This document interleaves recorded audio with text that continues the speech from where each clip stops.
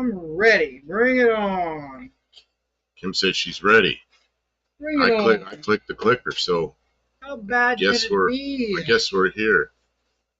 But it says 8:59, so we're like a little early. What do you got something by its wires? That's right. Hippie Long. I got about as short hairs as the long hairs or something. Hippie Long's got a handle that's the same as his channel name. That's good. Some people do, some people don't. Blue Grit does. Mexican Spec does. Bruce Culture does.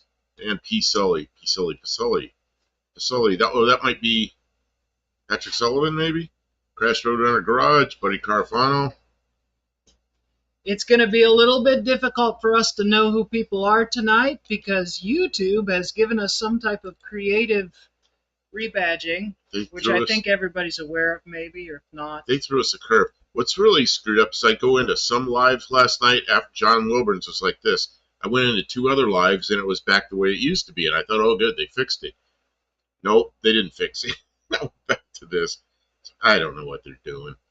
And then I went back like a year and a half to one of my lives to see if I could see who everybody was back there. But they changed it all the way back, so even when I go back to my old lives, it shows everybody's handles. What's good about that is when they do fix it, it'll fix everything. Oh yeah, maybe. Yeah, I hope so. If they fix it, it might just. Knowing YouTube, they might just leave it like this. Just keep everybody like punching them all the time. Keep everybody's off balance. So there's Wendy English, who is Mrs. One-Eyed Cat. You know, we did this early on when they gave us these handles, like whatever it was, 6-8 months ago, maybe a year ago. We weren't using them for anything, but you could go in there and change it. And John Wilburn says you can go in there and change it, but I know some people went in there and tried to change them last night, or Friday night. Yeah, that was last night. Went in there and tried to change it, and they weren't able to change it. But maybe you can change them. Like Wendy English 1403 could change hers to Mrs. One-Eyed Cat, maybe. I don't know. It'd sure be nice if everybody had the same name that they used to have. So anyway, the short story is we're going to struggle with this a little bit. So if I'm saying hi to somebody and think they're new here and they're not, you just got to tell me that you're somebody else. Everybody point and laugh when we make mistakes. Everybody tell me that you're... Welcome in, everybody. Happy Saturday night. I'm Kim of Kim Fixes Things. I'm here with Buff Del Campo, your regular host. Yeah, my handle is Buff Del Campo, one word, instead of Buff Del Campo. So at least you can see who I am. Mexican Spec is Mexican Spec, one word. Mean Street Mopar, 5368. Hey, Mean Street Mopar. How you doing? Mexican Spec says, I changed it a long time ago. Yeah, spacing's in the cap. I don't know, you can't put capitals on. Oh, yeah, Blue Grit put capitals on his. So I don't know. Yeah, and Hippie Longs is right. And underscores. Yeah. Interesting. Hippie Long says, Buff, almost everyone here is old. I meant old like you're not old. Like you have your channel name's been in here before. Josh Holman, okay, we can figure that one out. Yep. Good. You have a handle I can figure out. I'm recycling. Kim's over here taking apart some poor old computer thing that she's trying to rob pieces and parts out of. I broke my Mopar, so I got it. Not broke it. I creatively broke it. Creative. Oh, there's a nice size capacitor. Check that one out. Blue Grit says, I think I'm safe this time. Ivy Menace is at it again. Don't know what that means. Oh, that's a big-ass capacitor. I think she's looking for capacitors and... What did you call that thing? I'm looking for a diode. Oh, you called it a coyote. It's diode, yeah. It's a diode. Diode, that's a dog that only goes one. Dog. Oh, a diode's a diode, but a coyote is a dog that only goes one direction. I don't know. Yeah. Blue Grit says I'm still in my 20s. Oh, we must be talking to Anna, not Blue Grit. Not sure. that a diode? I think so. I wonder if it's big enough. So is that Anna? You're not really in your 20s. Hi, Anna. Welcome to the stream. I don't know if it is or not. It's like, look at it. Saying I'm still in my 20s. Yeah, that's Anna. Is that Anna? So Anna looks young. Yeah, she's... I really wasn't sure she was 20 yet. No, she's...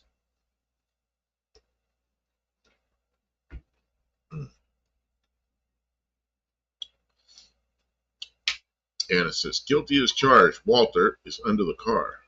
Walter, why do I always forget your dad's name? He says his name at the beginning of videos, too. And I'm drinking out of a milk container I got in Oregon, and it was so nice and thick and nice and about the right size to drink out of. I washed it out and been using it for a long time. But I've got, I ran out of water up here, so I put some orange soda in it. Great. Yes, it's Anna. Hippie Long, what diode do you need? They're numbered and coded. She doesn't know. She wants electricity to flow one direction and not the other direction. So here's the thing, right? I'm having a problem where, oh, how do I say this? I was trying to explain it to him, and it just turned into word salad, but... She was driving down the road with me riding with her, and she's trying to explain it to me. It's pouring rain, and she about runs a red light because she's thinking so much. She's got the circuit, like, pictured in her head. I think she forgot she was driving. I'm on, hey, you know. Hey. I'm like, man, I can't imagine what you're trying to do because it's just words coming out of your mouth. If you draw a diagram, I'll probably figure it out. So she's going to try to explain it without a diagram. I need electricity to go on a Mopar. When you go from run to start, there's a terminal that gets power that bypasses the ballast resistor. Well, I need to pull power off of that to also run a 12-volt relay. So I don't know, how much is a 12-volt relay? Half an amp or something like that to trigger a 12-volt relay? But then I need it to not bleed power back through that circuit when it's back in the run position. So I need a diode so electricity will only go one way. And I don't know anything about electronics in that capacity. So somebody could please tell me what to look for in here. I've got like a power supply from an old computer, and surely it's got diodes in it. It's like the most common thing in the whole world. Anybody know what to look for? And it's not potted, so I could pull them out of here pretty easily. Hippie Long says, pull power from ballast input. That's what I said, but then she had some reason she couldn't do that. Pull power from ballast and? Pull power from the ballast input. Because you don't want to pull it from the output, because then it's going to be reduced voltage. But if you pulled the power from the ballast input, that would work perfectly.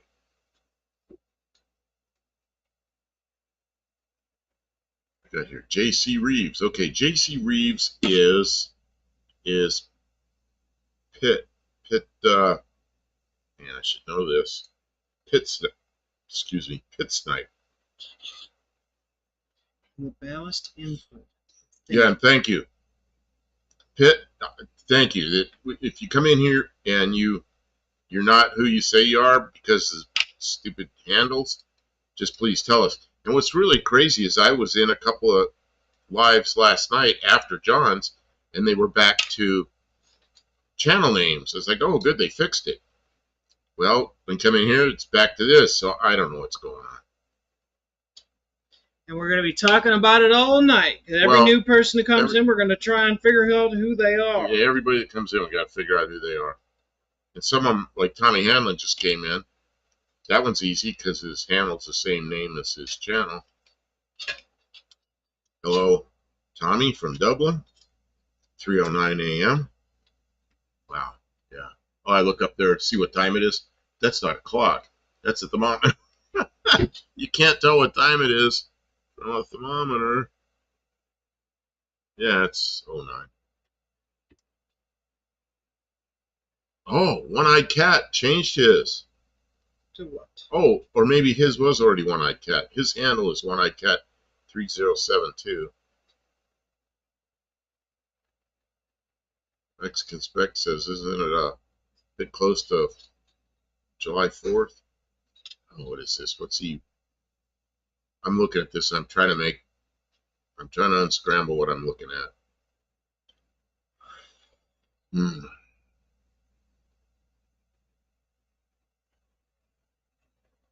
JC says, JC Reeves. I gotta say Pitt. I gotta remember that, not just read like a mind-numb robot here.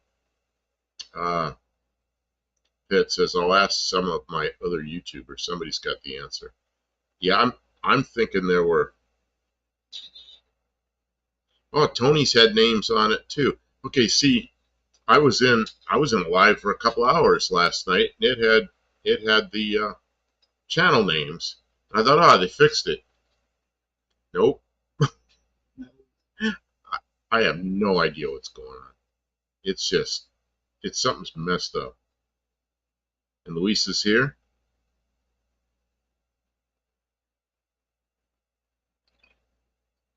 Hippie Long says you can even make you can even make a little bus bar that has tabs for future key devices. Yeah, see, that would make sense too. And Luis says, I'm here, everyone. I am so happy. Yeah, but then there's bleed. Bleed. Okay, Pitt Wouldn't says, there be bleed? Pitt says, sorry I'm late. What's Kim up to? Kim's got some old computer parts. He's trying to rob diodes and the capacitor from, because she's trying to make, she'll have to explain it again. Let's see. Scaled Innovations. Hello, how you doing? Raw Dog, 420 high. Different kind of high. Yeah, Raw Dog, we got these handles again. I don't know what's going on. I thought it was fixed last night when I was in another live and everybody had their names back, and now they're back to this again. So I don't know what they did. Somebody probably coded something wrong. Who knows? Tim's here. Same question. Now what's Kim fixing? What we should do is wait a couple of minutes and then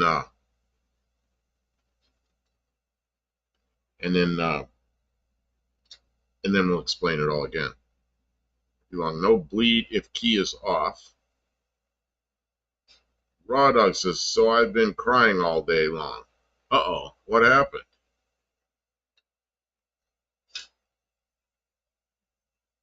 That's not good. Well, so whoever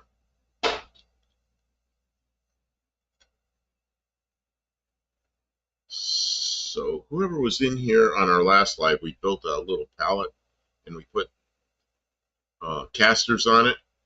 We took it over to my stepmom's house. She was so happy with that thing.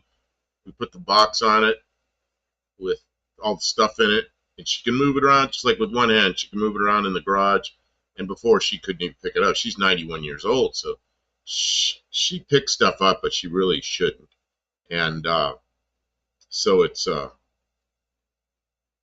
that went really well. And then she took us out for dinner, kind of an early dinner, and it was outstanding. We went to a place that used to be a restaurant for a country club. Now it's just an independent restaurant at a golf course. Man, I had about the biggest hamburger I ever had. It was great. It's a nice place. France. Main Street says, my bank is open for most of the day on the 4th. I'm going on the 3rd. I should be able to get it figured out by then. Oh, what's going on? You buying a car? Buying a car from Mexican Spec? Oh, that sounds like could be. I don't know. I'm just guessing. You are guessing. Well, he's talking to Mexican Spec about when banks are open, so I don't know. Raw Dog, thank you. He was only 4 years old. Uh-oh. Something happened. Oh, something happened. Oh, he says, Pitt says, oh, buddy, sorry to hear, man. My Miss Kitty went AWOL last month, too. Yeah, so did ours. Mine was actually, had been kind of adopted by a neighbor. She took care of it while I was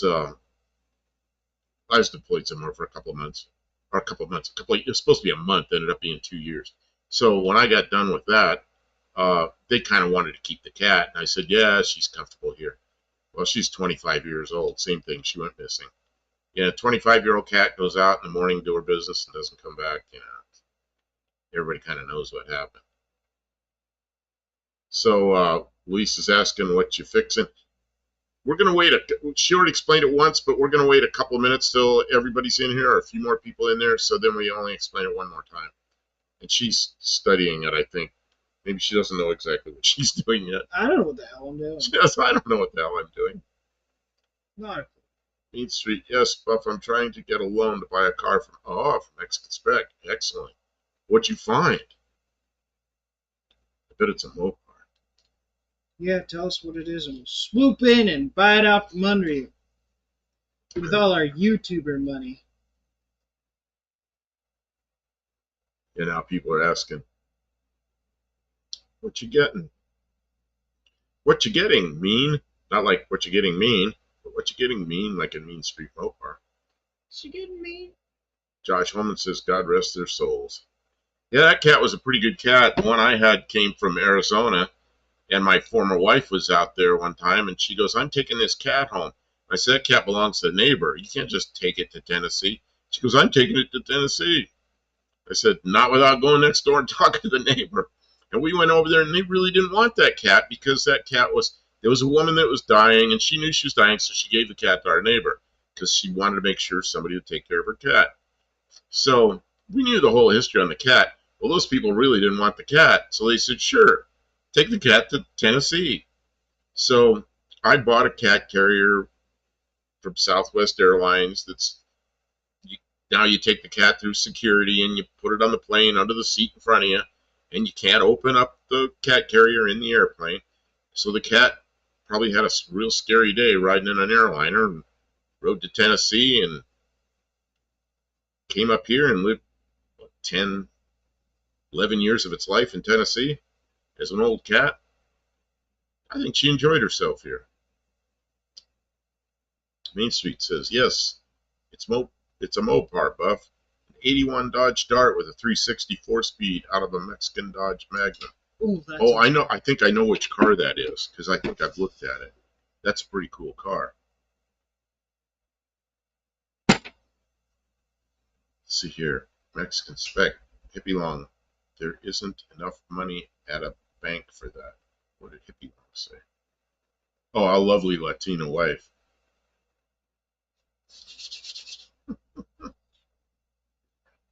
For that, you probably have to go to Mexico. Tell you what you do. Look into this. I don't know the whole, got a new president, changing a lot of stuff in immigration. But there's a visa called a K visa. And a K visa, as long as it's for a fiance visa. It's a non-immigrant visa, so that when the person comes into the country, then you can change their status to an immigrant visa. But you have to meet the person in their own country. But check into that. That K visa might still be available. And a K visa is pretty easy to do. I mean, you got to fill out some paperwork and pay some fees and things, but it's when I did it, it was not impossible. I mean, it was far from impossible, especially. Just read the instructions and do it right. It says Miss Kitty's best friend was a 170-pound Labrador named Mo that got stolen a month prior. I think she went looking. Oh, man. Somebody stole a 170-pound dog? That's crazy. Okay, next inspect says, well, the transmission and associated parts are from the Magnum. The 360 is original to the car. Tim's here. Hey, everyone. Good evening, Tim. Next inspect, picture a two-door Dodge Diplomat with a 360 and a 4-speed. Yeah, I think I've seen that car, and I know the one because it says Dart, but doesn't look like a Dart to me. But that it is. It's a Mexican Dart. What sports car are we driving if we could have any car in the world? Ooh, a sports car? De Tomaso Mangusta. Mexican spec says dark green. You couldn't even get in a De Tomaso. Oh, I could get into a De Tomaso Mangusta. I probably need help getting out of the thing. Shovel you in there. And load them in there with a forklift. It says 2 of them, Buff. See, I knew a guy. He's a good friend, not a real close friend, but a friend. Enough a friend that he brought me the Mangusta every year to service it. So I got to drive that car a couple of times. It's a pretty nice car. Although I think I know the Pantera drives better, but the Mangusta just looks so cool, you know. I like it.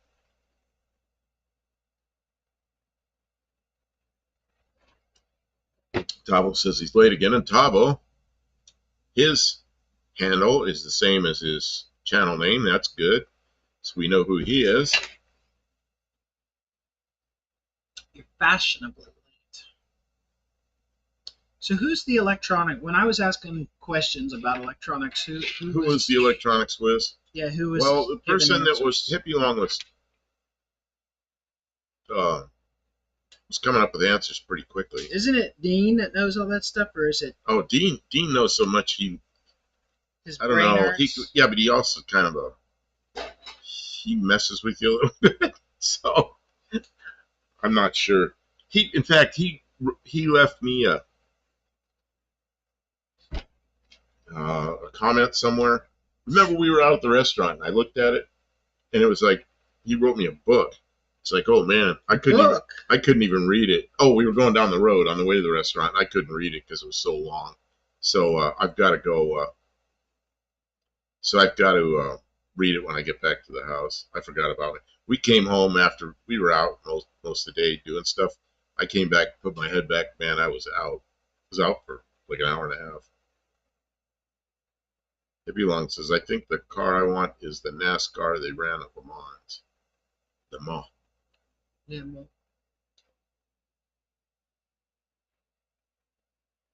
Any car? 1960-something Mercedes C111. Man, remember those things? They looked a little strange, but I kind of liked them then. I just saw one recently, and it looked very strange. I was surprised that I really didn't remember what that C111 looked like, but it's a pretty cool car. I got kind of burned out on rotary engines.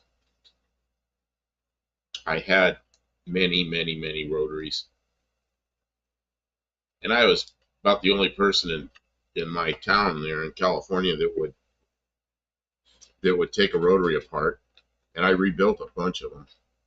I rebuilt like 40 of them, something like that, in about a year's time, and I just got burned out on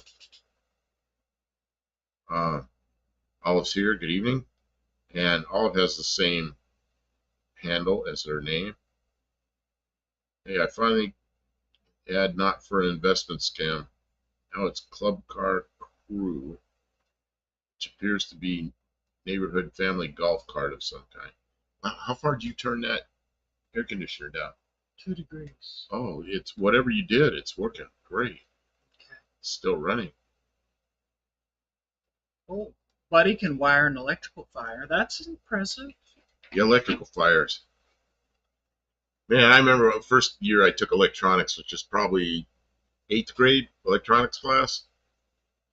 And there was a guy that a friend of mine were sitting there toward the beginning of the year, and we were studying like different kinds of circuits, you know, parallel circuits and series circuits and this kind of stuff. And he says, what are the three kinds of circuits? And somebody goes, you know, like series circuits. And his friend of mine goes, short circuits.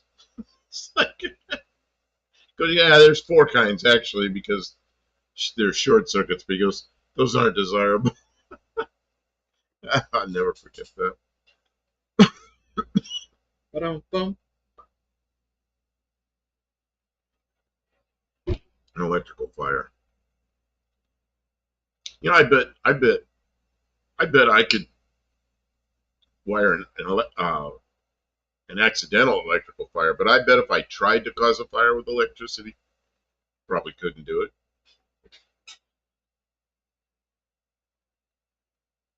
Let's see here. Pitt, who's J.C. Reeves right now, says, I'm just driving it, Buff. Just driving it, Buff. Well, the going Mercedes. Oh, I see. You're not tearing into it. Yeah, I don't know how they make that eccentric shaft work going through. Well, it'd have to have three center plates. I always thought about that, how they would make all that work in there.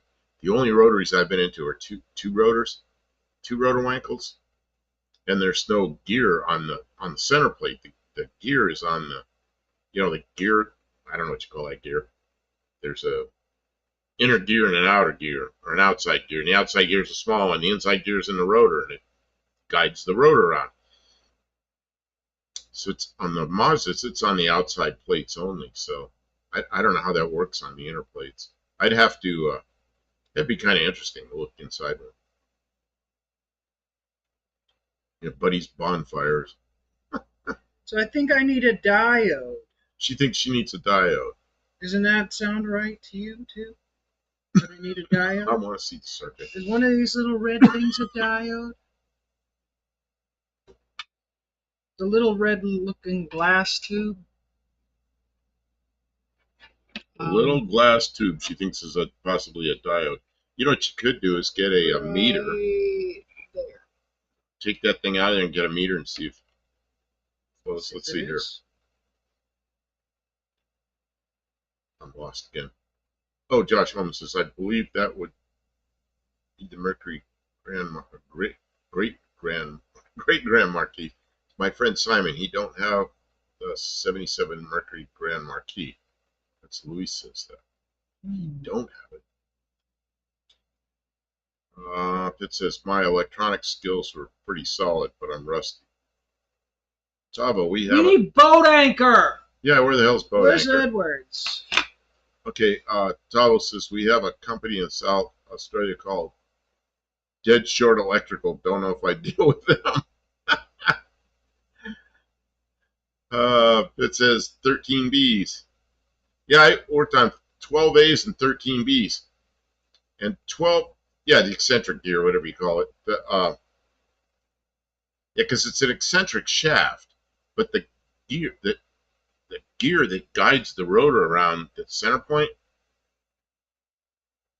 is that called an eccentric gear? So, yeah, the thing that somebody might call a crankshaft is the eccentric shaft. Paul says, I remember in high school we sent some custodial staff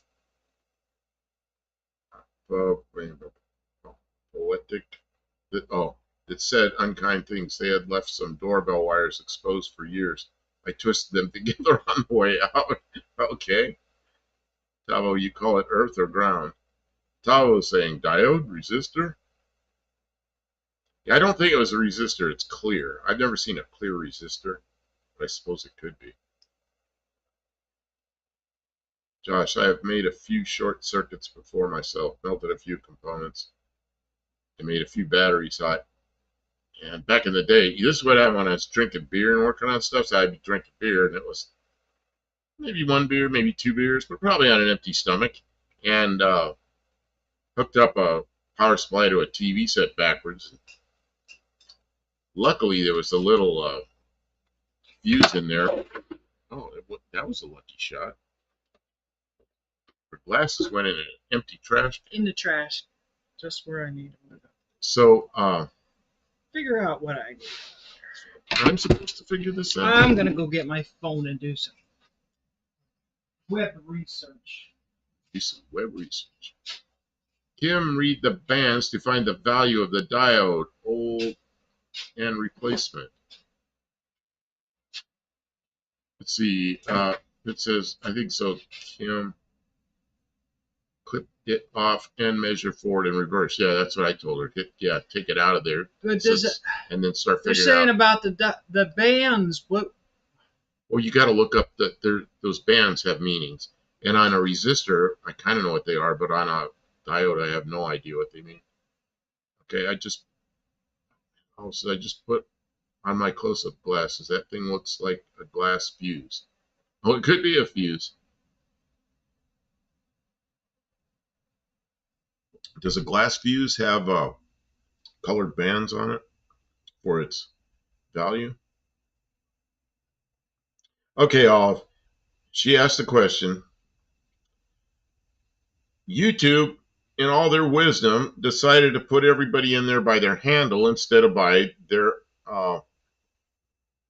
channel name. So there are people in here like JC Reeves, who's not JC Reeves. He's Pit Snipe, who's usually in here as Pit Snipe. So everybody's in here as their handle name. Now, that happened in John Wilburn's live, and we struggled with it, and John struggled with it. And then later last night, I was in a live for a couple hours, and everybody was back to their channel names. I thought, good, YouTube fixed that. And then Mexican Spec said Tony's live was had the channel names, and now we come in here and we're back to what John Wilburn calls the handles. It's if you look in your channel, like your homepage, your channel, it'll have your channel name, and then it'll say @ and this handle. And so a lot of people have named their handle the same as their channel names or something close. Some have not. They may not even been aware of it. And YouTube just assigned those names. People didn't put them in. YouTube just assigned them, and some of them are pretty screwy names. But some people have gone in and changed them. Kim had to change hers because hers was, but she did it quite a while ago. Recently, like in the last 2 days, people have tried to change them, and they haven't been able to change them. So I don't know what's going on. Dick Dastardly's here. Good evening. Next stuff. My son got his report card for this year of medical school. How did that go? Let's see. Josh says diode should have a single band indicating polarity. Is it gray? Who? Polarity. The band. Is it what? I don't know. I gotta get a soldering. She's not making sense either. Okay. I'm trying to work. I know she's trying to work, so and I'm trying to read this. I'm sorry, guys. I'm probably irritating her by reading all this. No. I can't focus. Tavo says I never noticed until it was mentioned. Yeah, because yours is the same. Yours is Tavo AU, and there's a lot of people like Max Wedge Dick Dastardly is all one word with 5586 after it. Mexican Spec changed his to Mexican Spec, but it has no capitals and no spaces.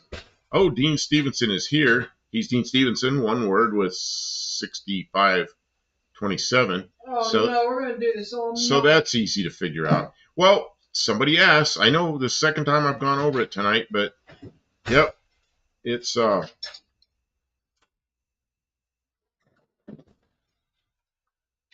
it's just we're going to get these questions, and then people are going to come in here, and their handle's going to be different than their name, and I'm not going to know who they are. Yeah, it's just YouTube did something. Think warm, fuzzy thoughts. Can't be long. Once again, she got her arm in the way of the chat. Once in a while, she is trying to get keyed power correct. I'm not sure what she's doing. If it was keyed power, I think it would be easy.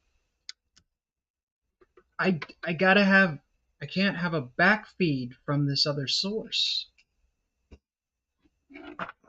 She's doing something where she can't go the other direction. I don't know. I can't go the other direction. But if you got all 10s with the exception of 1 9, the 10 is an A and the 9 is a B. He's doing very well. Well, that's really good. Wow. Congratulations to him for his graduate. Oh, look at that. Look at that. That's Pit Snipe Husker just changed his Oh, and it worked? And it worked. Well, that's good. Outstanding. Well, last night people were trying to change their handles and they couldn't. Yet in the past we've been able to. So mine just came up Buffalo Campo, like one word, when YouTube assigned them. Kim's did not. Kim went in like months ago and changed hers before they were using them here. Well, shoot, I broke that one. You broke, what'd you break? How'd you break it? I was trying to pull it off with a... Oh, she's trying to pull it off and she broke the little glass thing in half. Well, that's pretty good. Pitt changed his from whatever it was, Reeves. Now I can't even remember.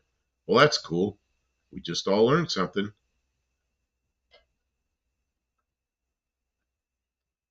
Yeah, they assigned me. When they assigned mine, they assigned it the same name.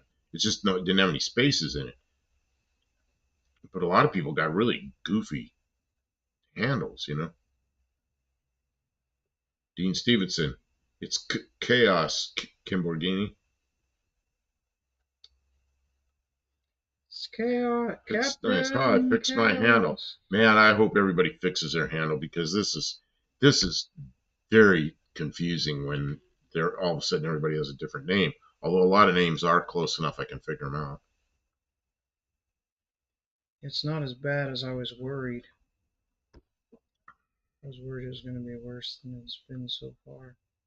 Hi, everybody. I hope you're having a good time being here. And Olive asked the same question. Should we go over it again? Everybody's asked it. Well, we went over it when there are only like 3 or 4 people in here. So everybody's asking again. So maybe you want to explain it again. I created problems, and I need a diode to separate the start run on part of my... I don't know. I'm doing something with the wiring on my Dart, and I need a diode. I'm trying to steal one out of something, but I don't really know what a diode is. I don't know what I'm doing. Well, she knows what it does because we've discussed that. But yeah, Pitt, you're saying congratulations to Mexican Spec's son. His son is in medical school, trying to become a doctor or working at becoming a doctor. So those grades are excellent.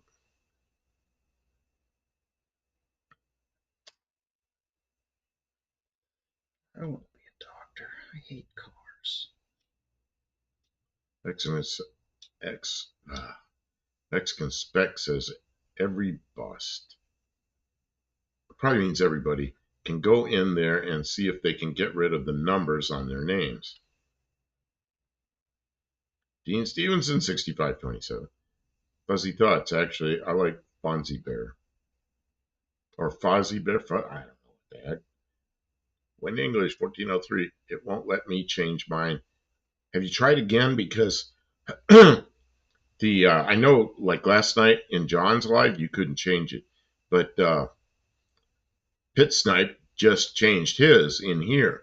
So maybe they made it so you can change it.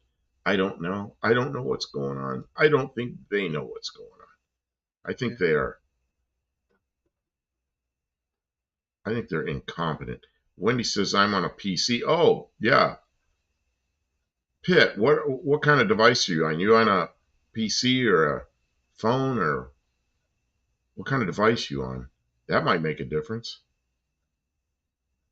Yellow says I still know you as Wendy anyway.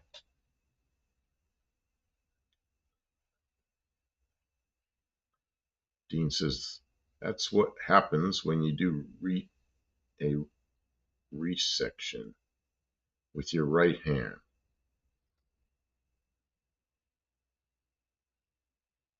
She's left-handed. I don't know what difference that makes. Burn my finger.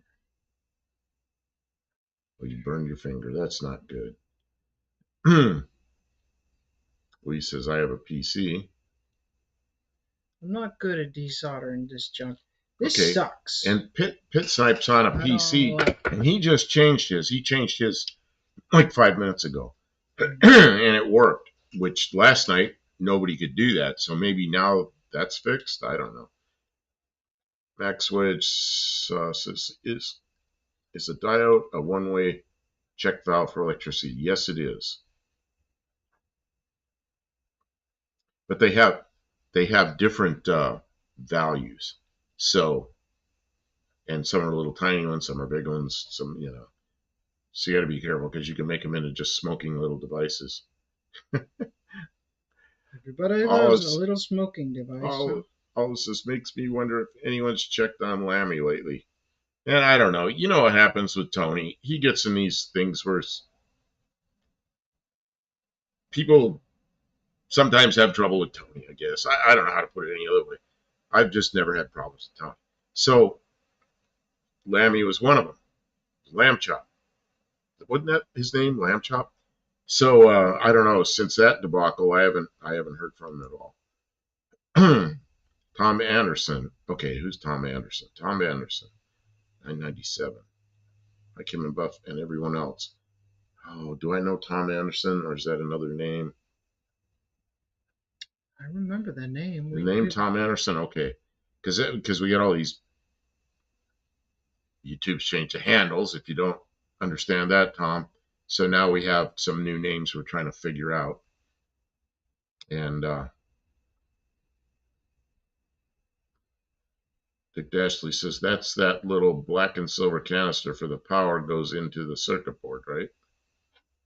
Well, I don't know. This one? That's a capacitor. It's a big ass capacitor. It's a good size one. It says 180 microfarad, 450 volt. Let's see here. Oh, it says, how did I miss that one? I'm so freaking rusty on Cyrillic. I'm embarrassed or at least struggling a lot when I should know this. Okay, where is the Cyrillic? I missed the Cyrillic. Where's the Cyrillic? I might not even see it because I'm used to seeing That's it. right, Dean. Oh, Dean had something to say. I hope it gets changed to Cyrillic or Yiddish like in UTG's live a few years ago. Kathy Bananas changed the settings. It was funny. Yeah, I could change mine to Cyrillic. That'd be drive everybody nuts. Andrew Button's here. Andrew Button has a handle that we're able to understand. That's pretty good. Good evening.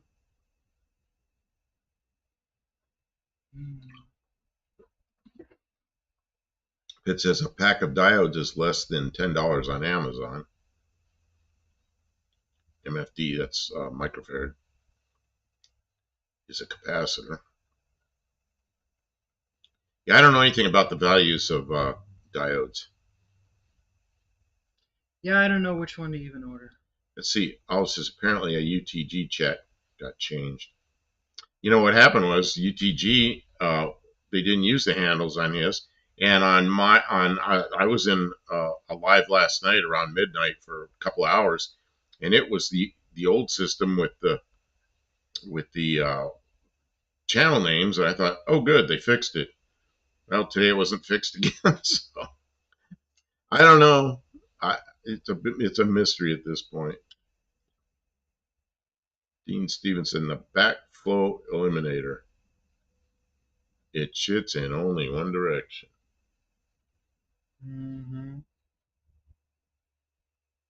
I just thought I could just... So do we all have diodes? I just thought I could grab one off of here and do this and be done with it. So I get this car the hell out of the garage. Dick Dashley says, black and silver cylinder close to the power wire going to the circuit board.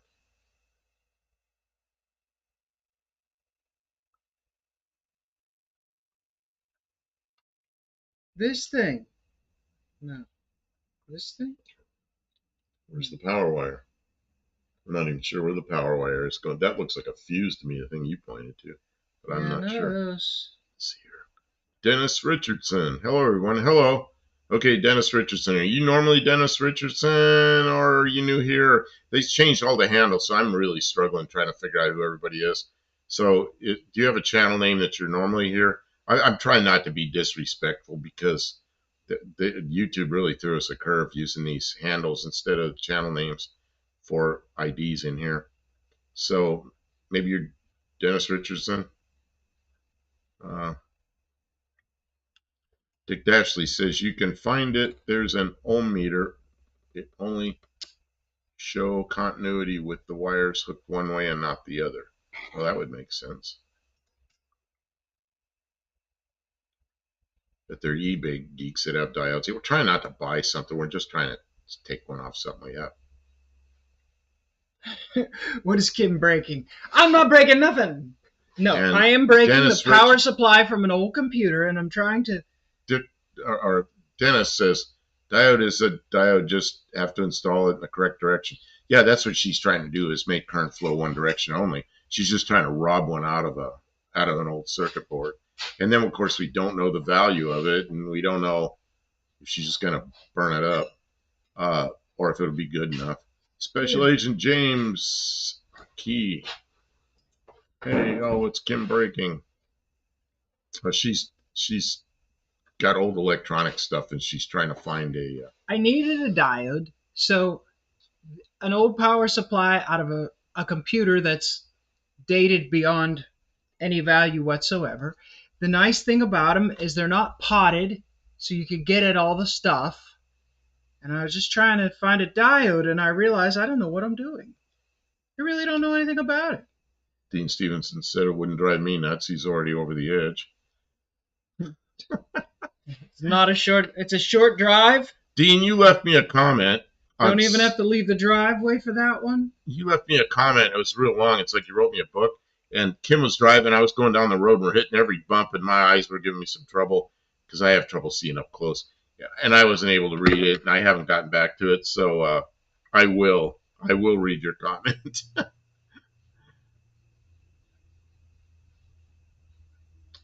Dennis says, normal beat, all black with a silver band on one end, which will tell you which direction it goes. You know what, Tim? Yeah, that's the one I'm trying to get off of here. Grumpy SY7WR. Yeah, who are you normally? Who are you normally? I don't know.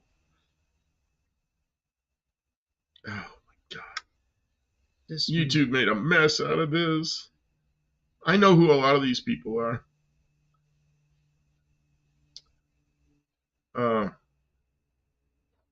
Yeah, Grumpy. Are you normally in here with another name? YouTube threw us all a curve, so nobody knows who anybody is.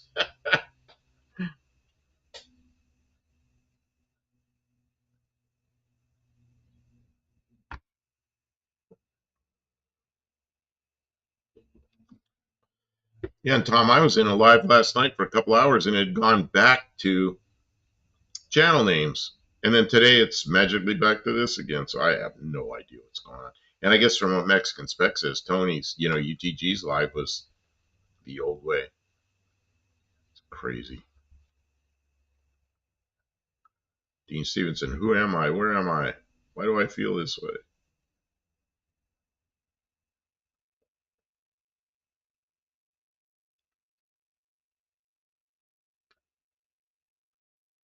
Lee says, well, it's getting late for me. Tomorrow I'm going to the motor show to do. Oh, Andrew Button says that should be a Zener diode, common type. Oh, I remember that name, Zener diode. What happened to me when I was doing design work on airplanes? Of course we had electronics people, and toward the last whatever it was 17 or 18 years, something like that I was working on airplanes, everything was fly-by-wire. So I mean, I could replace a component or something, but when it came to working on fly-by-wire, down to the not to the module, I could change a module, so down to the component level, I never touch that stuff. Special Agent James Special Agent James Aki. They added my last name to mine.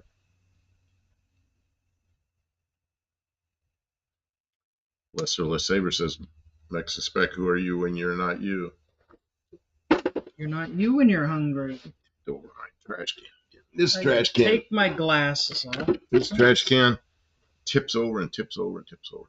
They made the trash can so it goes down like it's really small on the bottom and big on the top, so it flips over real easy. I think I want to glue a big base on that thing so it can't tip over. Yeah.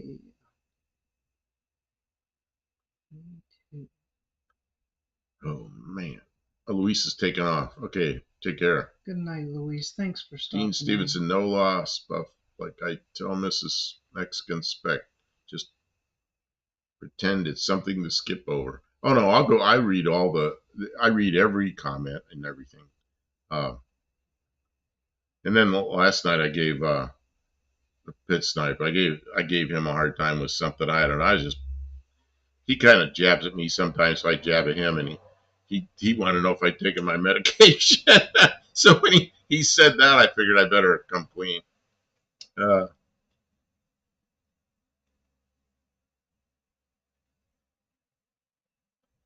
Let's see. Dean says, "How's my buddy Rich doing?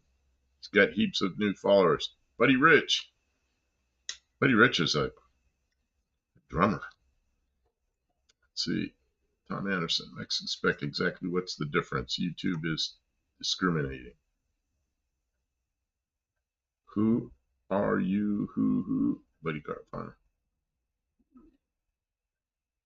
Mexican Spec says electrical stuff isn't the most exciting work we can watch. And all you see is the back of Kim's head. And, well, I'm about ready to leave, and she's going to have to take over the chat. Where are you going? I have to go to the house. Okay, well, I got to be done doing this. Then. Yeah, I have to take a break. I'm sorry, everybody. All right. It's just that's the way the world is. So I'm going to. I know my radio's charged. I don't know how yours is because yours was left here on. So where's the radio charger? Open the radio. 2. Do you know where it is? Radio charger. Okay, I'll just leave the radio here, and maybe it'll work. I'm headed off, and I'm not. Nothing's likely to happen, but I'm walking across a yard with 1,000 traps. Oh man, it is gopher holes and everything. What is this grumpy? He's got a picture of a skunk. Why is a skunk? We do have a skunk around here. Oh, Buff needs some cheese and crackers.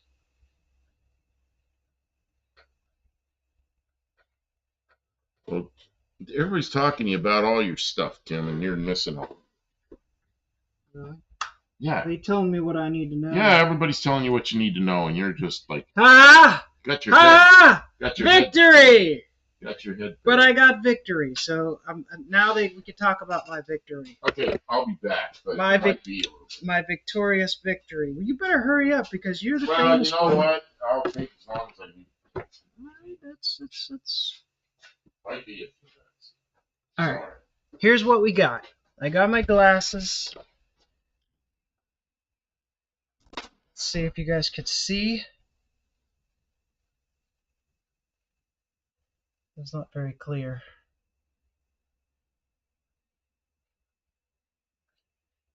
Anyways, I'm pretty sure that's a diode. If I read you what it says, there is Dean. He'll be alright.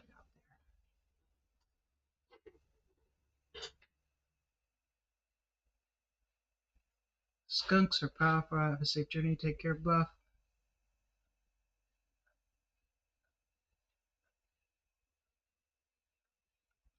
Ghost shows. Show ghosts?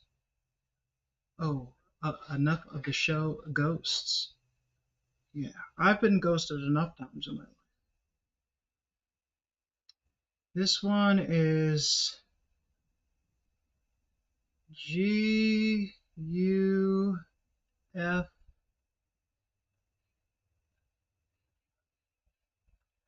100.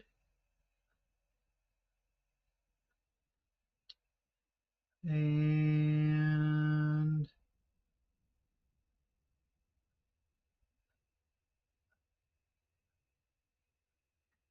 528B. Oh, good night, Mexican Spec. Get some rest. Mexican Spec takes Saturday night off. I think I remember him saying that before. So, good for you. Yeah, nothing we're doing is all that important, Mexican Spec. Okay. The colors, Kimbergini, or you will offend the rest of the Farians. Lester says it looks like a diode. Oh, good. Good news. Yeah, Guff 100 and what's that mean, Dean? What do these cryptographic glyphotides mean? I need enough power from a 12-volt system to trigger a 30 amp relay.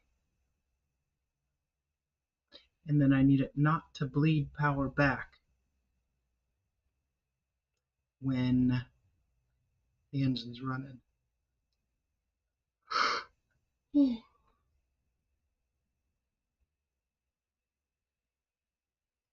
Check it because you want to know if it's still working. That makes sense. All right. Well, I have it.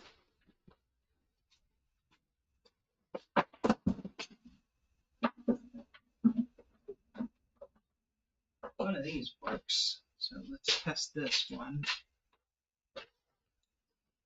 He knows the law, Kim. Okay.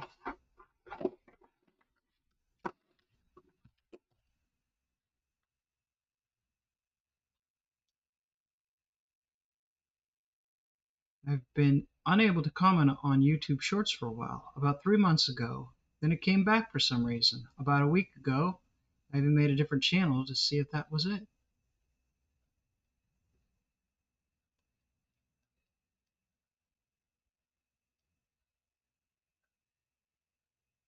What you are talking about is eliminate what's called relay flyback voltage.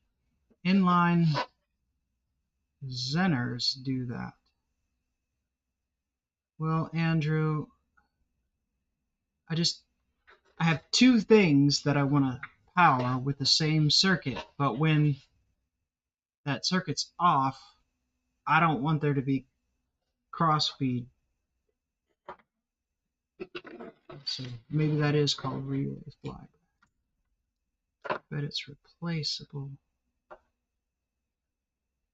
DC shoes. Kimberly is a skater. They are DC shoes. You noticed my shoes. That's cool. You know what? You're not the first person who noticed my shoes. A lot of people seem to like them. All right, let's see.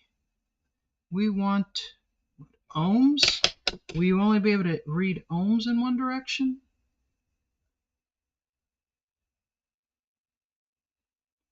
Right.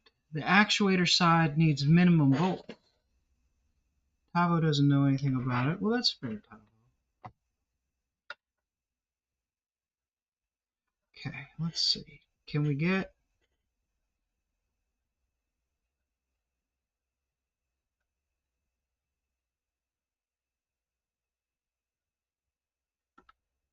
Oop, that's not so good. Continuity. Okay. We got nothing in this direction. Oh, no, we got something. It's flickering.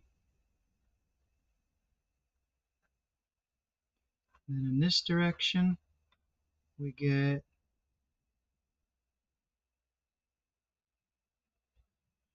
nothing. I bet you I ruined it.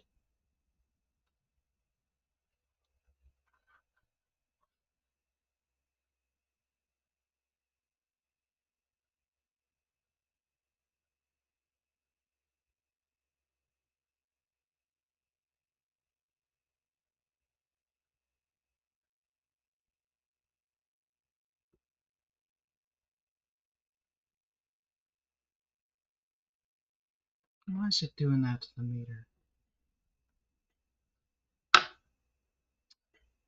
Oh, that's right. A diode checking thing is a triangle with a line. Thank you so much. Yeah, there it is, right there. It's a really cheap little thing, and it has the setting right there. Thank you, thank you, thank you, thank you. Look at that. Ho ho ho ho ho! See, at one time in my life, I was aware of these things.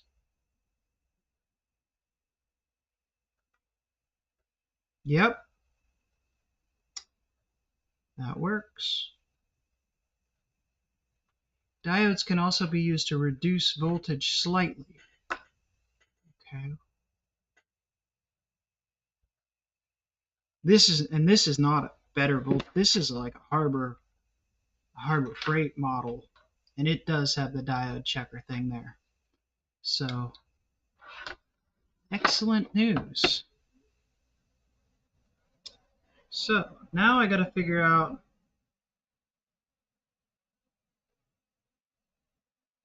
what's the best way to mount that and whatnot.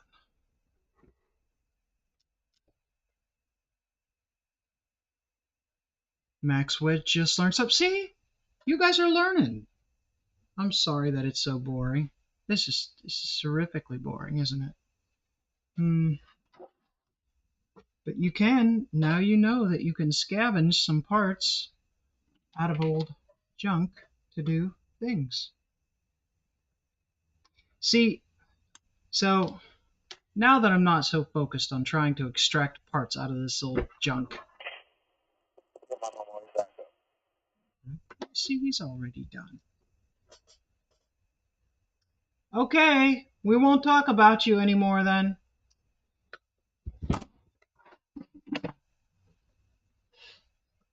So, the dart, I don't want to burn up the ignition box. So, and I don't want really wild, erratic power in my cigarette lighter, because that's what you use to run all your sensitive electronics, like your phone and stuff. So I bought a little DC converter, because the regular charging voltage on one of these old Mopars is like 14.5 volts. And the ignition box is meant to burn off the extra, but so I bought, a voltage buck that will knock it down.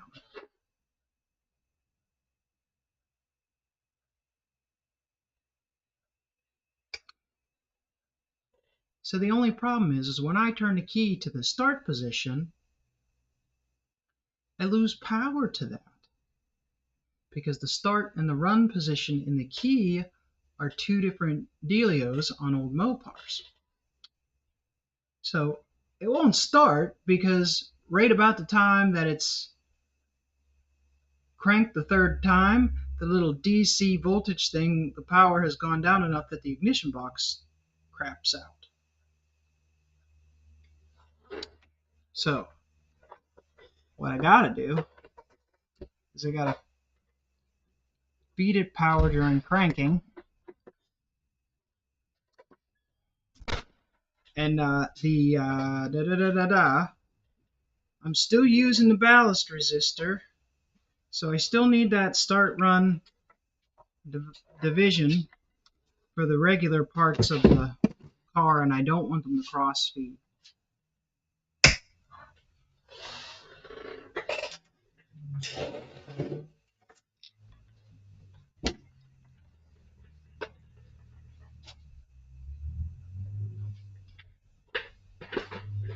You okay? Yeah. Okay, you seem a little bit wobbly there. I am wobbly. He's a little bit wobbly. Oh, guess what we learned? Who taught us the special thing that was important? Andrew Button, right? He says if you want to test a diode, you use the special diode tester setting on your meter. And wouldn't you know it, It has one. it's got one. So And this one. wouldn't Okay. you know it, it tested. So we're further ahead. I'm sorry. I know it seems really goofy that I tell you that I'm coming back up here, but there's a lot of traps in the yard, and like if I don't get here in a reasonable amount of time, I know you're going to come looking for me. Yeah. It's just like the other night, you were on your way down there, you'd been at the shop, I didn't know you were walking home, and you smashed yourself into a Triumph Spitfire frame. Oh, I forgot hurt was- my knee out there. That's Yeah, weeks, and and- it's still aches. Well, but if you had a radio, you would have said, "Hey, I'm down out here," and I would have come out there and helped you. Instead, I didn't fall down. It just hurt. you're just like, I don't even know you're walking across the yard, you know. If that had a radio, you'd have heard me cursing up a storm. I'm teaching Max Wedge some stuff. You're teaching him some stuff. Yeah, well, collectively, we're all learning stuff. I don't exactly know how Dean Stevenson used throttle down the power supply to 7 volts via resistor on an aluminum dissipation sheet. Well, that works on the Dissipation sheet. oh, I don't know. Really, I don't. But he does. We have a ballast resistor, and that's just I a have piece thing of wire. here. I'm just flashing the lights for the front of it. I saw it sitting there. If they are too cold, you can break a tooth on them. I don't know. Is your battery wimpy in amps? Yes, it's very tired. Needs a battery. Needs a battery.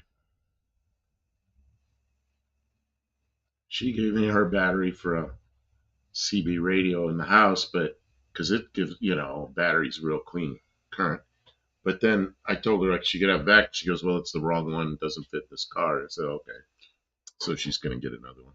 Well, and Yes. I put the new alternator in it Oh yeah. Oh, and it hasn't run yet because you can't make it run yet because because you got whatever you're doing here. yeah, I gotta get this thing. I gotta get this one. Oh, I'm not feeling my best. I don't Yeah, know. I'm not really feeling my best either. I'm all sweaty. Do you see if it's cold cranking amps less than 530 amps? Oh yeah, I don't even think it's that much, is it? On this thing, it's probably a lot less than that is what's required. You should be a power wire for when it's cranking and a power wire for when it's in run position. Oh yeah. That's right. One's before the ballast resistor and the one's after. We were talking about that earlier. But see, I want to use the diode to isolate the two different things that the run position wire, or the two different things that the start position wire goes to. Because when it's in run, I don't want them to cross bleed because the I see from the side of the ballast resistor. from the high voltage side of the ballast resistor, you don't want it bleeding back. No, see, the start voltage goes to It's 12 volts. right. Okay. It bypasses the ballast resistor. That's right. Right. So in run, Goes through the ballast resistor. the current from my relay will bypass the ballast resistor and give 12 volts to the coil all the time. Oh, I see. Through a little wire that I don't want pushing that much 12 volts. I'm sorry, guys. This probably doesn't make any sense to you. Now I know what I mean. Going down the road, you're trying to explain that to me. We're driving in pouring rain and almost running red lights. So I wasn't paying attention to you very well. But as soon as you explained it just now, I understand what you're trying to do. Basically, it's a cluster amp. I know what I needed to do.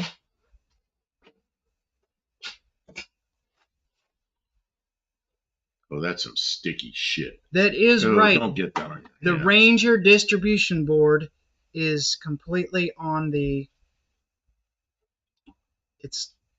Yes, Dean knows. Kevin Smith's here. Good evening. How you doing? I'm doing sort of okay. Is there any spare Ranger or Bronco 2 electric parts? Oh man, the problem with that car, that Bronco 2, is something was on fire, right? Or there was a big bundle of wires like this. Is just Who's somebody. talking about the Ranger parts? Dean Stevenson.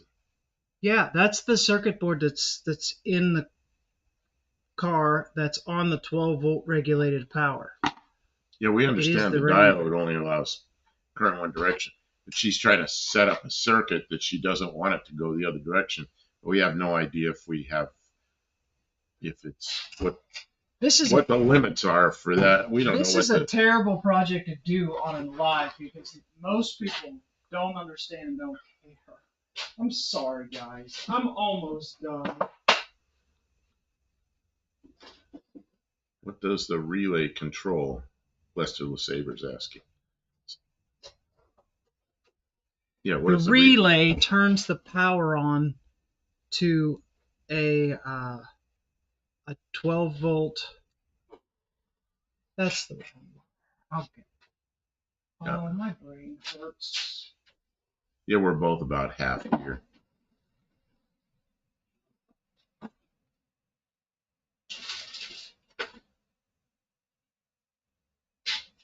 The relay turns the power on to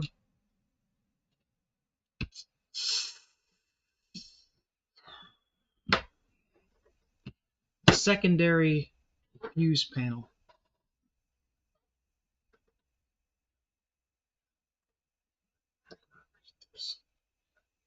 Secondary fuse panel that only runs. We need a Tim Muse whiteboard, Kim. See, Dean needs the whiteboard. Yeah, I got the whiteboard over here. I haven't put it up yet.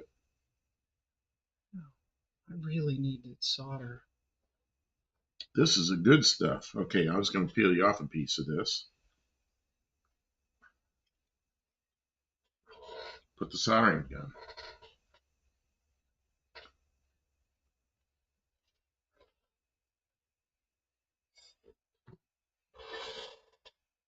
That's real solder, no BS, no safety solder. This is the unsafe kind. Special Agent James, like he said, I still don't get it. Kim might have to draw it out for us. Yeah, that's what I told her. We're going down the road, and she's going, I think you're smart enough to understand this. I said, you know what?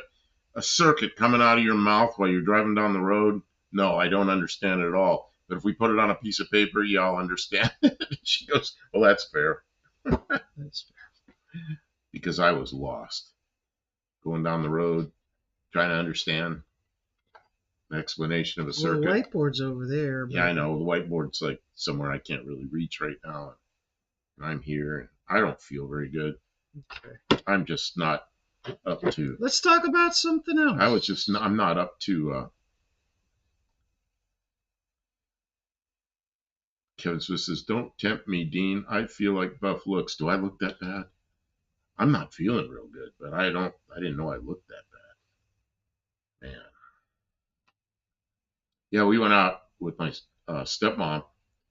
Well, if you're all in the live last time, we built that pallet with the that little baby pallet with the casters on it. We took it over to the house. It worked perfectly. It fit exactly what it was supposed to fit. It worked really well. And she took us out to like an early dinner, and it was great. It was really good. But I ate too much. Now I told him not to eat that whole hamburger. Yeah, I mean, it was a hamburger. It was almost as big as my head. It was like enormous hamburger. And it came with a salad, and it came with chips, and it came with, I don't know. The salad was a whole meal in itself. And so it, but I couldn't stop. It tastes so good. I should have brought half of it home. Instead, I ate the whole damn thing. Instead, he ate it. And now I'm like, it's like catching up with me. Like the greedy little caterpillar that he is. Okay, I need a little bit of that. Okay, it's 63% tin, 37% lead.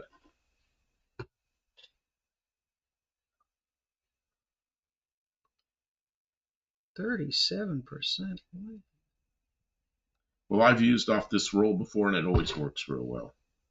Put a new alternator in. Did we tell them about the new alternator? Yeah, did you? You had a fancy new camera. You wanted to show everybody how it worked. We also got a new camera, guys. She went out and bought a camera that's... Don't tell them too much about man. the camera. It looks... It's looks just cool. a studio camera. It's a nice camera. For you guys. I bought it for you guys. So you'd be able to see better. And are we using it? No. Why? Because I have no practice with it yet. Because we had to go do stuff today. I didn't have time to mess with it yet. Yeah, buffing a food coma. You know, what happened was I didn't eat all morning, which I got busy with stuff and just forgot.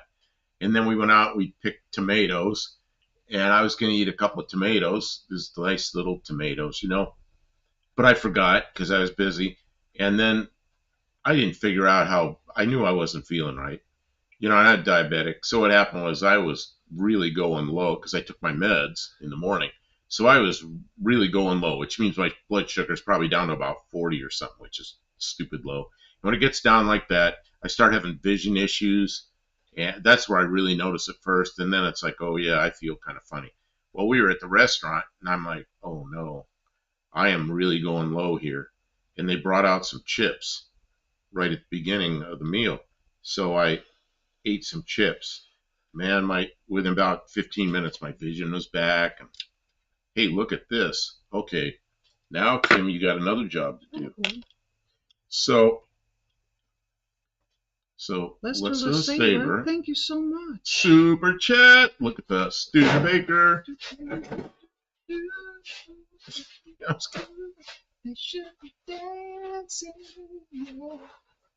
I can smell the solder through the stream. Okay, hold on. I'll show you. Listen, saves us towards the new camera. Oh, the new camera is here. It's just, yeah. Here's the new camera. She bought it. The new camera is a Blackmagic Studios. That thing looks like something from 1900. Shush. Does not. Looks like brand new. It's got a hood over your head like the old cameras, but it's electronic. It's got a big... Blackmagic Studio. They can't see that very well. It's really in the dark right there. Clouds or something. 4K Pro. Studio 4K Pro. Right? We're like in the movies. Like in the movies.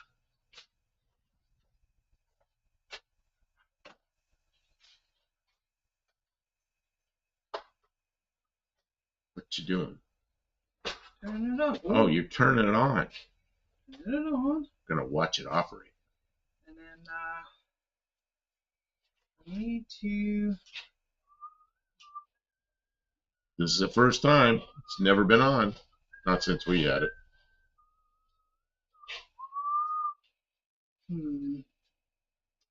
Need a different. I almost read that, Dean, but I didn't understand it, and then you retracted it. Jeez.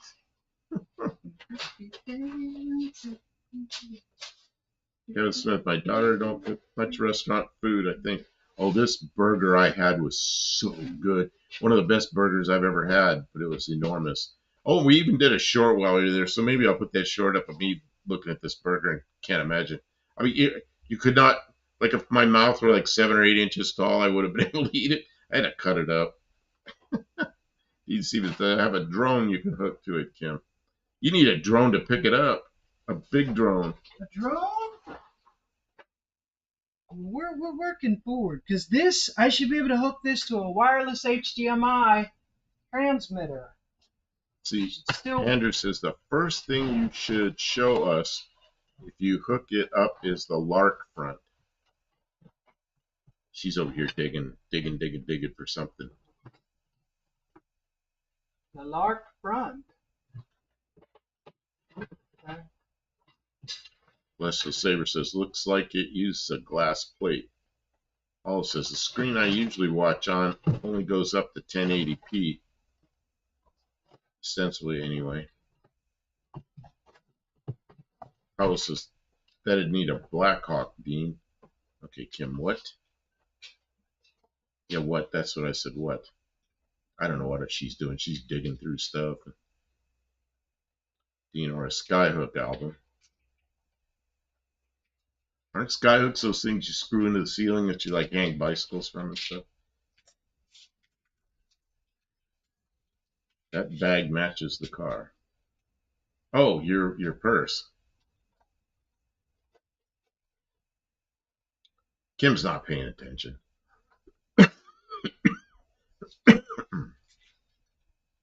Oh, that's right. My purse does match my car. Barrows is here. Wow, and he's got a handle that's perfect. Even has the capital letters where they belong. Yes. Professional. That's a sign. Mark of a true professional. Knows how to make their handle proper. Knows how to make their handle proper. Let's see what happens. Okay, Kim's got, what's it going to do? Come through here? Well, let's see if it does do it. I don't know. Got a whole project here in front of right where we work. Oop, our screen went blank. We're trying to make it come alive. Nothing's happening. Okay, I don't want a blank screen here. Okay, let me.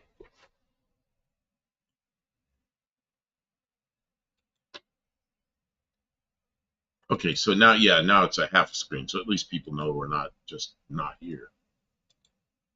No, we're not here again. She's trying to reactivate something. It's not liking it.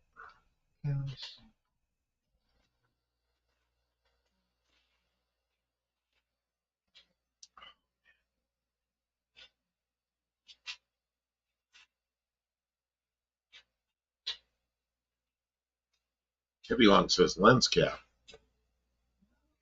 I can see the screen. She's got that camera's got a screen on the back that's about probably 10 or 12-inch screen. Move your head. So she can see it there. Move my head. Yeah, because your head's right. Oh, move my head out of the way. I thought you just meant move my head. Screen. I can see. See, she knows it's working because the back of the camera has a big screen. Okay, let me see what. Ah, Dougster popped in. Where's Dougster? Oh, there he is. Dougster Wolverine Garage. And his handle's correct. Excellent. You must have changed it. Oh, this thing started going again. Accidentally switched the Studebaker lights on. Andrew says, it would be interesting if we could all see through the shroud of darkness as the Studebaker front flashing its lights. Kevin Smith's going lens cap. Now, because the screen on the back of the camera, she can see just fine. It's just not coming through to the stream. We don't know why yet. It's the first time she's used this camera. Dean Stevenson says latecomers are always best dressed. Okay, it has choices for output signal. Yeah, it has all kinds of things. And one of the things I guess that it's going to have the capability for, I didn't really understand how it's going to work, but it's an HDMI, and there'll be a wireless HDMI, which means you can go like 100 feet or something, which would be really nice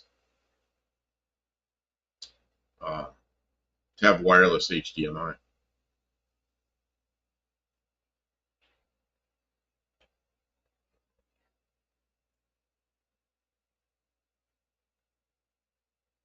She's pointing the camera toward us.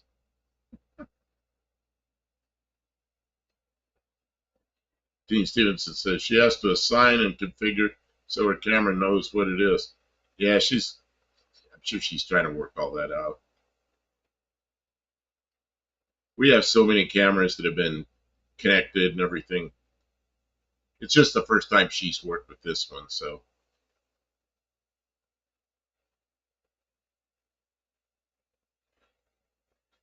Paul says, if I had that, I might well want a hood like for, I assume that's focusing.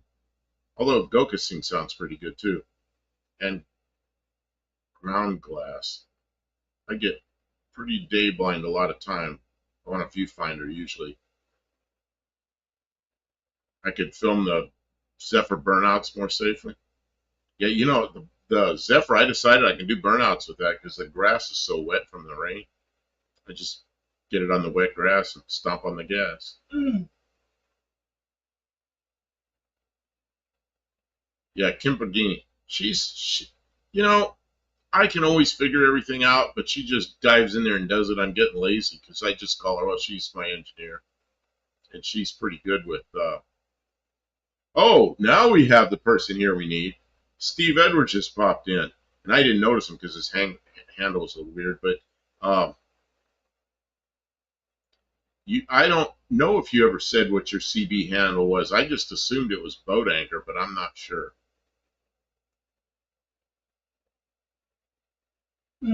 Oh, says Del Campo, hey, if you can, move the camera that's on, show us what Kim got. Oh, let me try to get my head out of the way. That'd probably be the easiest thing to do. And then Kim, yeah, that thing just looks like a black blob there. Nobody can really see what it is. So if you turn it sideways, they could probably figure it out or put something light in the background, like a piece of white paper or something. Well, that thing just looks like a black blob sitting there. Nobody can see what it is.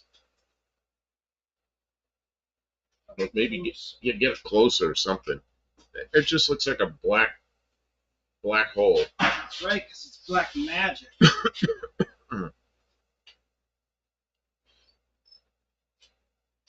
He's even still rubber duck. My dad's handle was CC Rider back in the CB days. I don't want to say what mine was. I had a couple of them. There was one in the early days that I don't want to repeat. There was early days was like in the 70s. In the 90s. Let me see if this will come up now.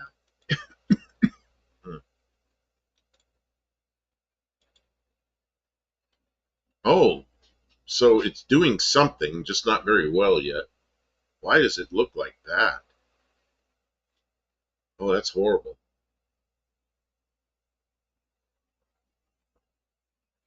Ooh. Now we know why he sold it.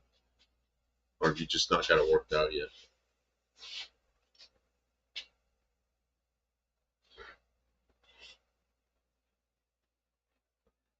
I'm going to try the other lens.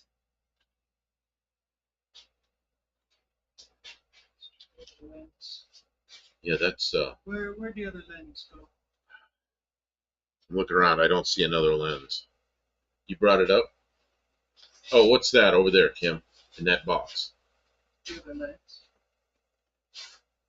Because nobody can see me right now. Can I swap this back so people can see? Because all I see is this glob.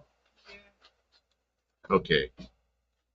We'll look through the $40 camera while Kim works this one out. Hippie Long says, reset white balance. Yeah, looks very washed out. Oh, it looked terrible. I don't know. It's a complicated thing. So my guess is there's going to be some messing around. There's going to be a learning curve. Yeah. And of course it's used, so the guy that had it before her was probably messing with it. He might not know what he was doing.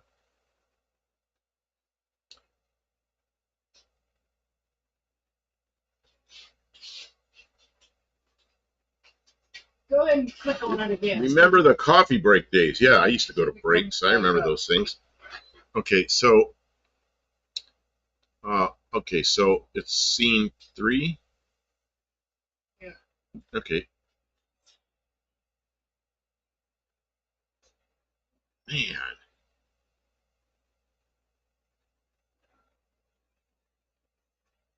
You know, why does it? There are things that are really good about it, like there's no distortion, but the color is not good.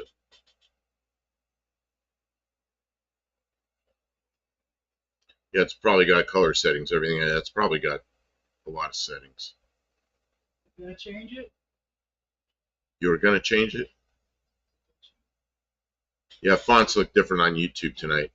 Yeah, we've been over it a couple of times. That looks a little better, huh? Sort of. YouTube changed from channel names to the handles. But it's not like that in everybody's lives. Some lives are still the channel names, and some of them are like this, where it's the @ sign in your handle. And I hope YouTube gets this straightened out, because this is not fun, having to swap around like this and not know who anybody is. Just, they YouTubed it on a Friday night. If you want to point it in engine bay. Okay, Kim, we lost everything. Is that something happened up there or what? Yeah, I pressed too many buttons. Okay, so I'm going to put it back. Okay. Oh, go. The double buff is freaking me out. The double buff. The Kim is, oh, that's terrible when you just kill. Oh, I see what you're doing. You try to, oh.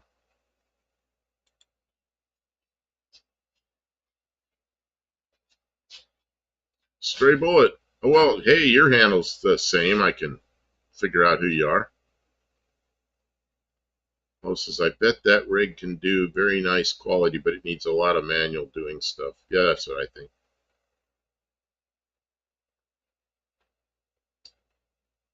Oh, man. Why are the expensive cameras always such a pain in the ass? That's an expensive camera.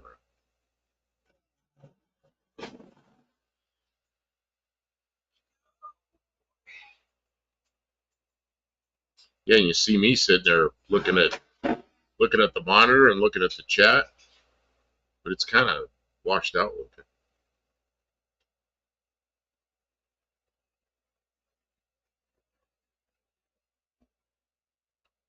So where did, I'm scanning through the chat because I wasn't watching it real closely. Oh, that's better. I guess. I'm looking back at the chat for boat anchor, and he didn't answer what his handle was.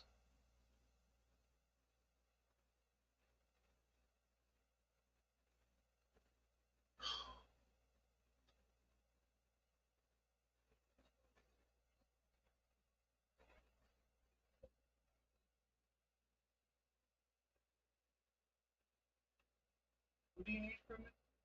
I don't know. It just looks. I mean, you know, we have cameras that look better. So I'm thinking that there's some adjustments and some things. Got to figure out how to make that work well.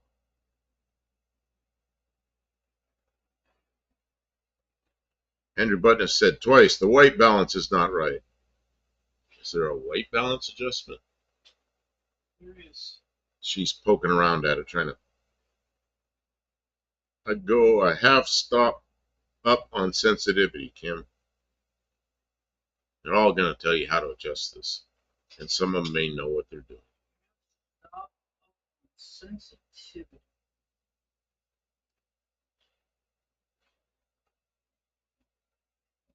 Gene Stevens says buff 2. Yep, there's 2 of me. Oh, wait, look at this. Look at what?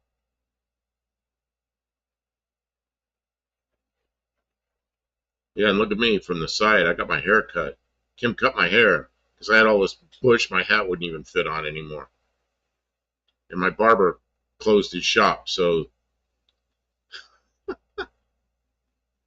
stupid haircuts went from, you know, like $10 to $12 to $20 to $24, and now they're like 40. And that all happened in a matter of like about 4 or 5 years. Oh, Steve Edwards, yeah, boat anchor. He says Enterprise. You were Enterprise.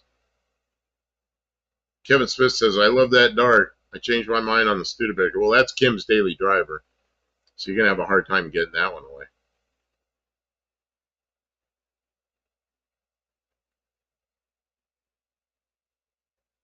Dean Stevens says, it's white noise, just like the living end. Some of the problem might be this lens is dirty as all hell. The lens is dirty. Did you swap lenses?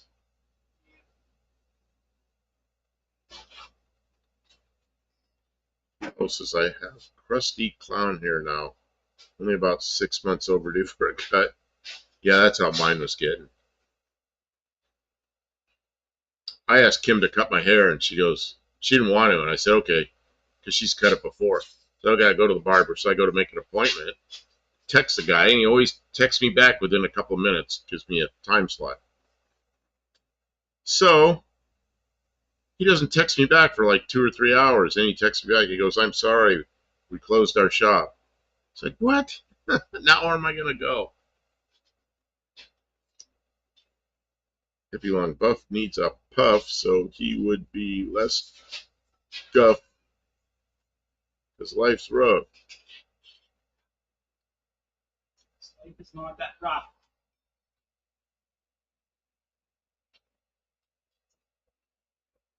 Dean Stevenson, me too. Tavo, Mrs. Ecstasy hurt her other rotator cuff. No.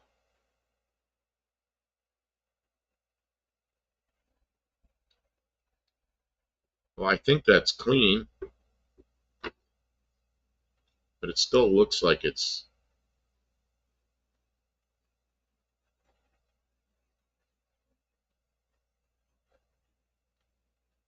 Oh, it says, I bet Kim's new camera is showing a lot more what it actually looks like in there.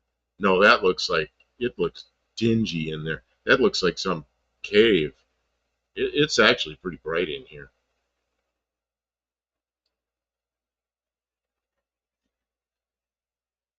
Yeah, it looks fantastic on my monitor. I don't know why it's... Oh, so it looks good on the monitor? Oh, yeah, it looks great. Okay, so it's something to do with, it's between there and here that it turns into this. Yeah. Well, that's good to know that the camera's working right, that it looks good on the monitor. Yeah, it looks fantastic on the monitor. So you're going to have to, us facing himself, that's kind of freaking me out, especially with him on the screen. Yeah, can I make it so I'm actually, yeah, I am. How do I get like that? Well, I can't really do it, but I can look at myself. Turn so I, yeah, there I am. I'm looking at myself. I'm really not. See, I feel like I'm fat because I'm not sitting up straight. Sit up straight, and you won't have such a big fat belly. Yeah, Josh Holman says the camera on the right reminds me of video from the early 90s for some reason. But this is only a couple of years old. This is a couple of years old, and it was a very expensive camera, so. And the other one, the one that's on the left, one that's on the left is like a $40 cheapie, and we've got a couple of them, and I really like them. I mean, it's not all fancy, and they overheat sometimes, and they go like all max headroom on us, but we can fix it. Kim drilled holes in it, blow air in it, it fixes it. Oh, what'd you do? Did you just change something? Yeah. Oh, that, you're going the wrong way. Wrong way? More? Yeah, more. You started going the right way. Oh, it's lightening up. Well, it's much lighter. I don't know if the color balance is right. That's too light. But now we got color balance issues. Okay, there. Now it isn't so dark and dingy.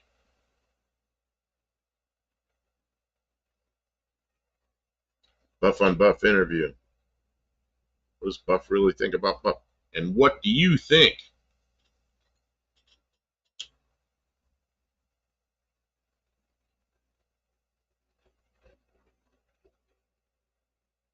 What is the CSS from Brazil?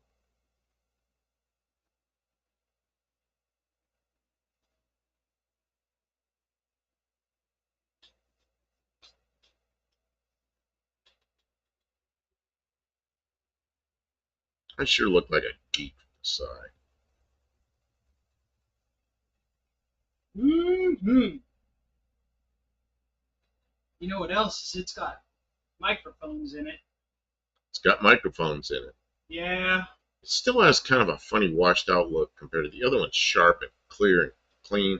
Yeah, there's probably a way to fix that. Let's see.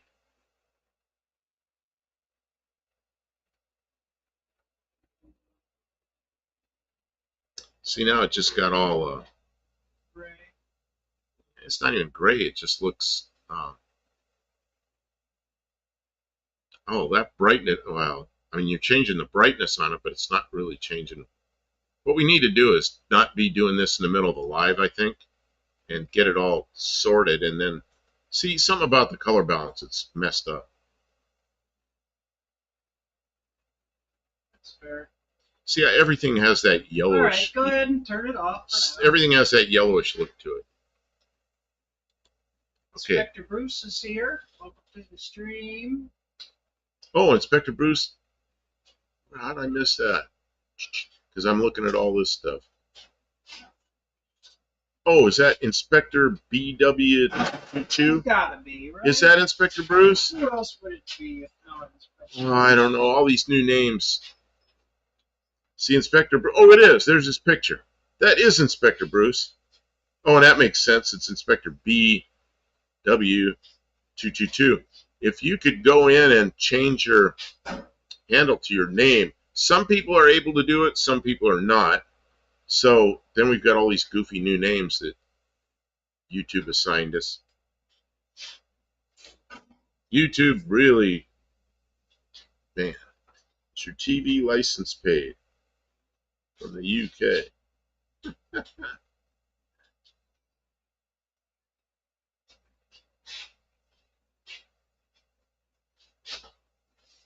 Oh yeah, as soon as I looked over at his picture, then I knew it was him.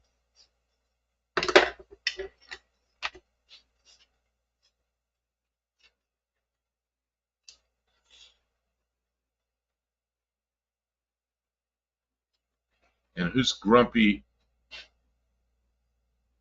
SY7WR? Grumpy.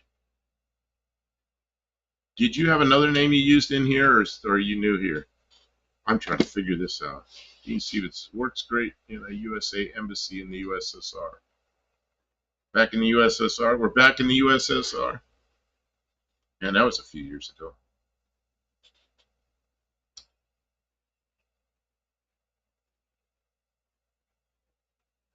Josh Holman, it's asinine to require a license to watch TV. Don't they do that in the UK or something? I know in the UK, you can't, just about anything, you're not allowed to listen to it. If it's not intended for you, you're not allowed to listen to it. Whereas in the US, you're allowed to use, if it's on the airwaves, you're allowed to listen to it. Now, if it's encrypted, you may not be allowed to have the encryption key. But if it's on the air, you can listen to it.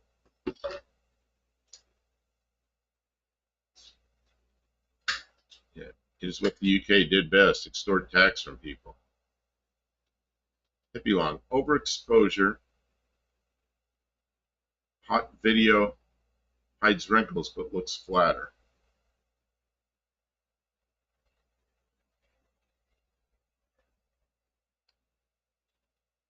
I think she needs to hook that camera to something and mess with it for a while and learn how everything works.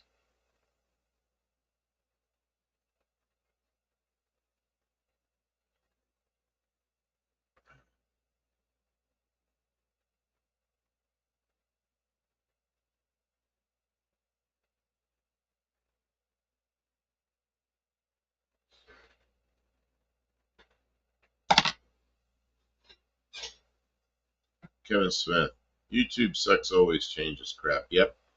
This one I don't understand at all. I don't understand the reason why they, I can't imagine why they did this.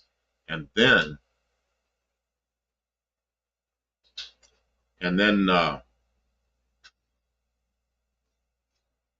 it pops back and forth. Like sometimes it's these handles and sometimes it's the channel names depending on which live stream you're in.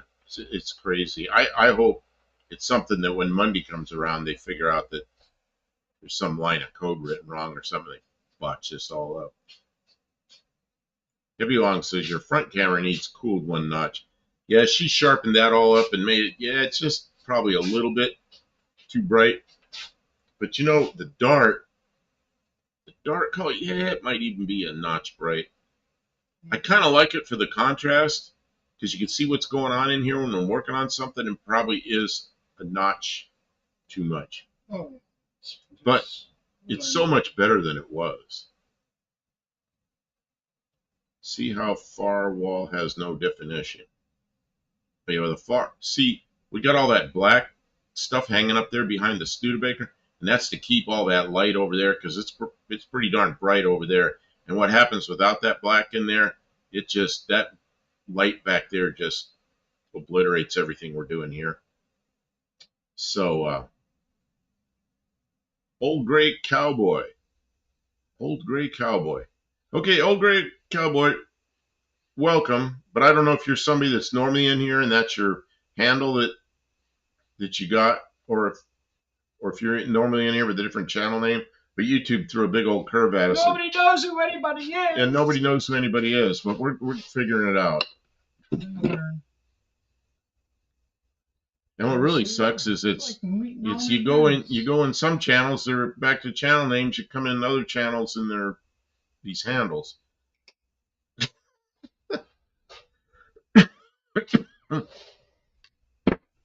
Dean Stevenson, hey, me and Tavo make this an international life. Well, and Tommy Hanlon from Ireland.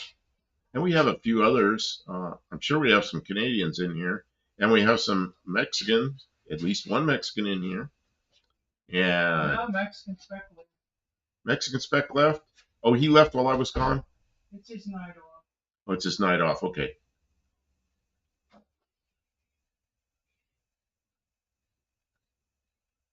Kevin Smith said, had my name spelled with a capital K.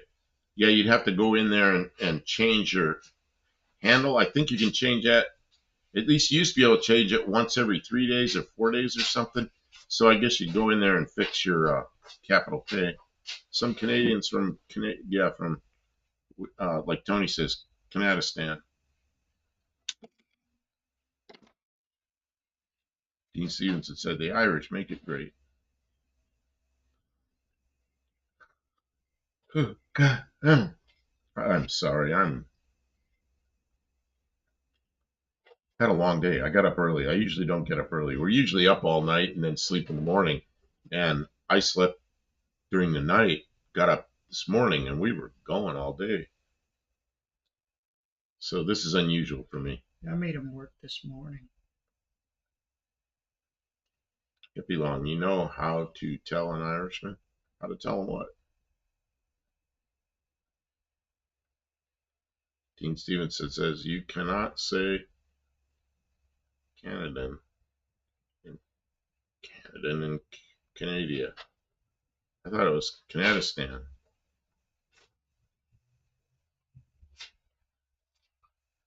Yeah, I wish folks used their real names too hard for us old folks to remember.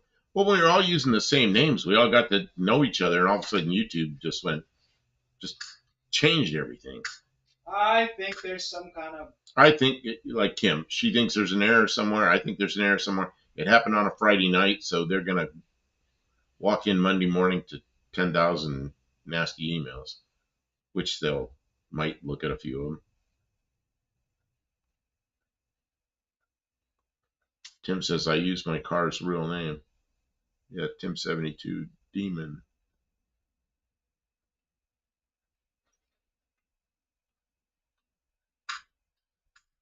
Kevin Smith, guess it's time to change my thumbnail photo.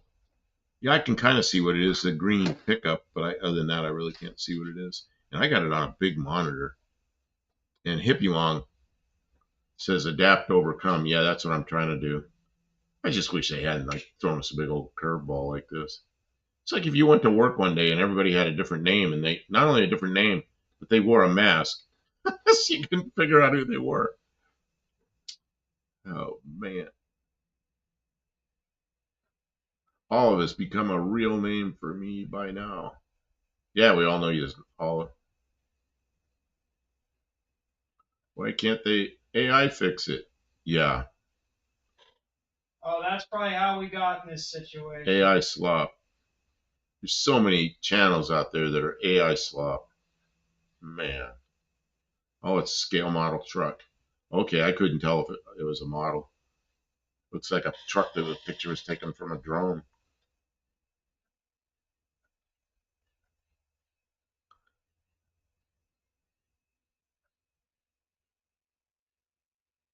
I know a guy's a professor and he teaches graduate classes. So he's teaching people that are working on their master's degree and PhDs and stuff. And he just goes to ChatGPT and gets what he wants and expands it a little and adds here and there, and he just reads it to his class. And it's full of errors. I can't believe this guy does this. And then what? The students go use ChatGPT to get through their tests, because it's online. What's that degree worth? Nothing. You just print one out.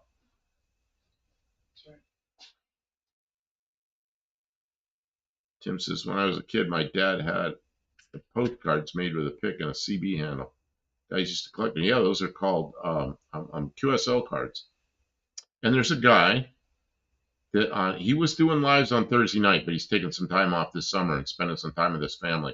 And he goes by Wagon Master, 390 Wagon Master. And Wagon Master is a CB handle. And he was doing live, still does long form content, and he still collects QSL cards, and he gets duplicates. He sends them out to people. Like he has a little contest and thing on his live streams and gives some of them away. Stray Bullet says a college degree is practically meaningless to me. And it's really sad it's come down to that. Teaching classes with ChatGPT, and then the students taking tests with ChatGPT, and they get 70. So about 20%'s right, and then they get a 70 or 80% on their tests. So what do they really learn? I don't know. Do the math. They're down to single digits. They sell them on eBay. Degrees, that is, yeah. I guess I did good if it looks like a real truck. Well, here's the thing. I've got a big monitor here, and it's off to the left side, and it's a small circle. It's probably an inch in diameter. I'm back at least 3 or 4 feet, and I can see it's a green truck. But I don't know. I didn't know it was a scale model. I can see it belongs to a spark plug, or part of a spark plug. I can't figure out what Tim's is now. What is Tim's? Oh, it's the back. It's the back of his car. It's the back of a 72 Demon.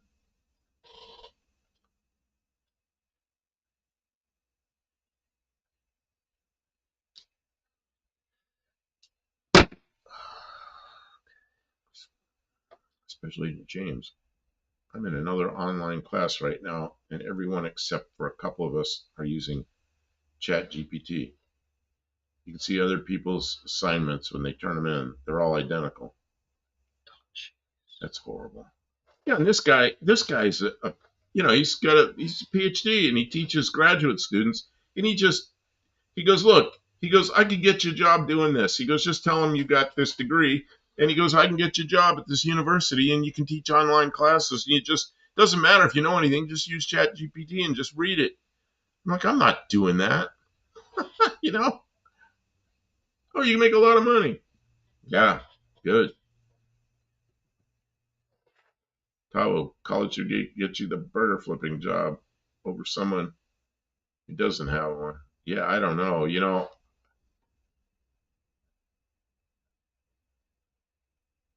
I suppose, well, I know degrees get you somewhere, but you also have to be able to do the job.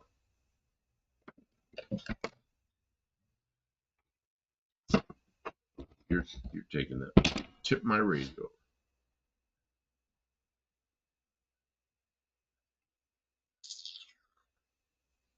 And I really badly fouled spark plug.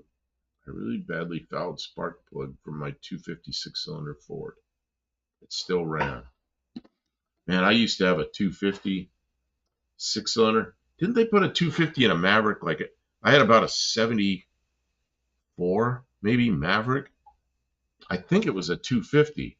It could have been a 200, but I think it was a 250. And that thing had run. I used to rent it out. I used to have this little rental business, and I rented cars out. So, which I got in trouble for because my insurance, I couldn't get the right insurance, so I had to give it up. But the woman that rented it, she rented it kind of long term, and she'd bring it in every couple of days, and we'd blah, blah, blah, blah, running terrible. And I pulled number 3 plug out, and it'd be fouled, and I'd clean it, and I'd just switch it in another hole. And then 3 or 4 days later, she committed, blah, blah, blah, blah, it's running terrible again. I said, bring it in sometime when you could be without it for a weekend. So she brought it in, and I pulled the head, and I pulled the number 3 piston out and replaced one bearing, one rod bearing, and I honed it with a dingleberry hone, and I could see the cylinder was not straight. It was a crooked cylinder. I could run my hand down it. I could feel the waviness, but I'd run a dingleberry hone in it anyway, put cast iron rings on it, put the piston back in it, put the head on it. It took me a few hours to do it. It started up and it ran great, and it never fell the plug again. I couldn't believe it. So, okay, so yours was a 250 Maverick. Yeah, this is a 74, and I think it was a 250. So I was amazed that worked. Dean Stevenson, ChatGPT told me. Probably we had the 256 in the Ford Cortina. Well, see, that doesn't make sense to me at all, because the Cortina was a little British car that had a 4-cylinder in it. A car designed for a 1600 to 2000. How did they ever get it to? Is that the same one we had? The little boxy Cortina that we had them. Probably. Well, we had them in the probably all through the 60s and maybe into the very early 70s. It looked to me like there wasn't enough room in there for anything more than a little 4-cylinder. Dean Simmons says, Intech, yeah, but I have changed, Jane. Yeah, Kevin Smith says, my sister's Grabber Maverick had the 250 in 1971. Yeah, I'm sure my 74 was a 250. But that was just a patch repair. And when I saw what that cylinder looked like, I thought, I'm not doing any more than that to that old car. And I did it, and I couldn't believe how well it worked. In fact, what happened was I rented cars for $50 a week. It was funny. I called it Old Sarge Rent a Car. All the cars were painted camouflage, and it was stenciled on the back. Old Sarge Rent a Car. And then the other side of from where it said Old Sarge had some girls' names. So all the cars had girls' names. There was Wendy, and there was Carolyn, and there were all these cars. So it was this camouflage Maverick. So she brought it in, and she was renting it for $50 a week. And the joke was, when I'd rent them, I'd go, hey, the gas tank's empty. I expect you to bring it back the same, Well, when I got in the insurance problem and I couldn't rent them anymore, she wanted it, so she bought it from me. So I think I paid $500 for the car. I rented it for $50 a week for months and months and months. And I put rings in one hole. And then she bought it from me for $500. So, we were in California, and she took that thing. She drove it to, I remember where she moved to, Bar Harbor. Of course, she said Bahaba, Maine. So it ended up in Maine. Amazing. The Aussie Cortina 6 had the Mustang 2 and Fox Mustang rack and pinion. Okay, so it was way different up front. Happy Long. Tahoe's 25600 have way better heads. Oh, it have a crossflow head on it? Tahoe, next model Cortina buff. Okay. Pinto size had the 2000, the Pinto 2000. Yeah, when we first got Pintos here, they had a 1600 pushrod engine and a little overhead cam 2000. And within a year or two, both those engines were gone, and they were 2300s, which we all know the story on 2300. It was around forever. I always liked that little 1600 pushrod engine, but I think Mexican Spec had one with a 1600 in it, one of his first Pintos. Dean Stevenson, the whole transmission tunnel was Falcon. The firewall cut 6 inches. The radiator support cut out 4 inches. Jody Pearson. Dyno, the S10 carbureted 5.3 LS swap 5-speed with stage 1 Summit truck cam and springs made it 312 horsepower to the wheel. Well, cool. And Jody Pearson, YouTube threw us a big old curve, and so everybody got their handles now, which is assigned by YouTube, I guess. So I don't know if you're somebody that's been in here before, so I don't recognize your name because they changed all our names. So if you are, I apologize for not knowing who you are, and you can tell us who your name normally is. 1600 Kent engine. Jody keeps winning. Especially James says Fahaba. Wicked piss. Wicked pissa. Yeah, it was, she moved to Bahaba, Maine. That was quite a few years ago. I had that car, man, I had that car in the mid 80s, maybe early 80s. So it was 8 or 9 year old car. It had a lot of miles on it, but it was fine. Kevin Smith says Pine Oak. Pine Oak. Was that Jody Pierce?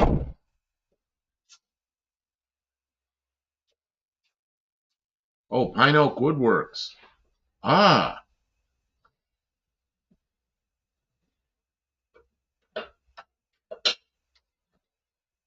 So how you doing?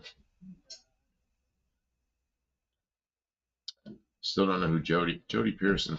I've been here many times. It's me. Man. So you came in here before as Jody Pearson? Oh, if you did, I'm sorry. I don't remember. This whole name change thing is just mind-boggling. But a lot of people here are, you know, they're close enough. I figured out who they are.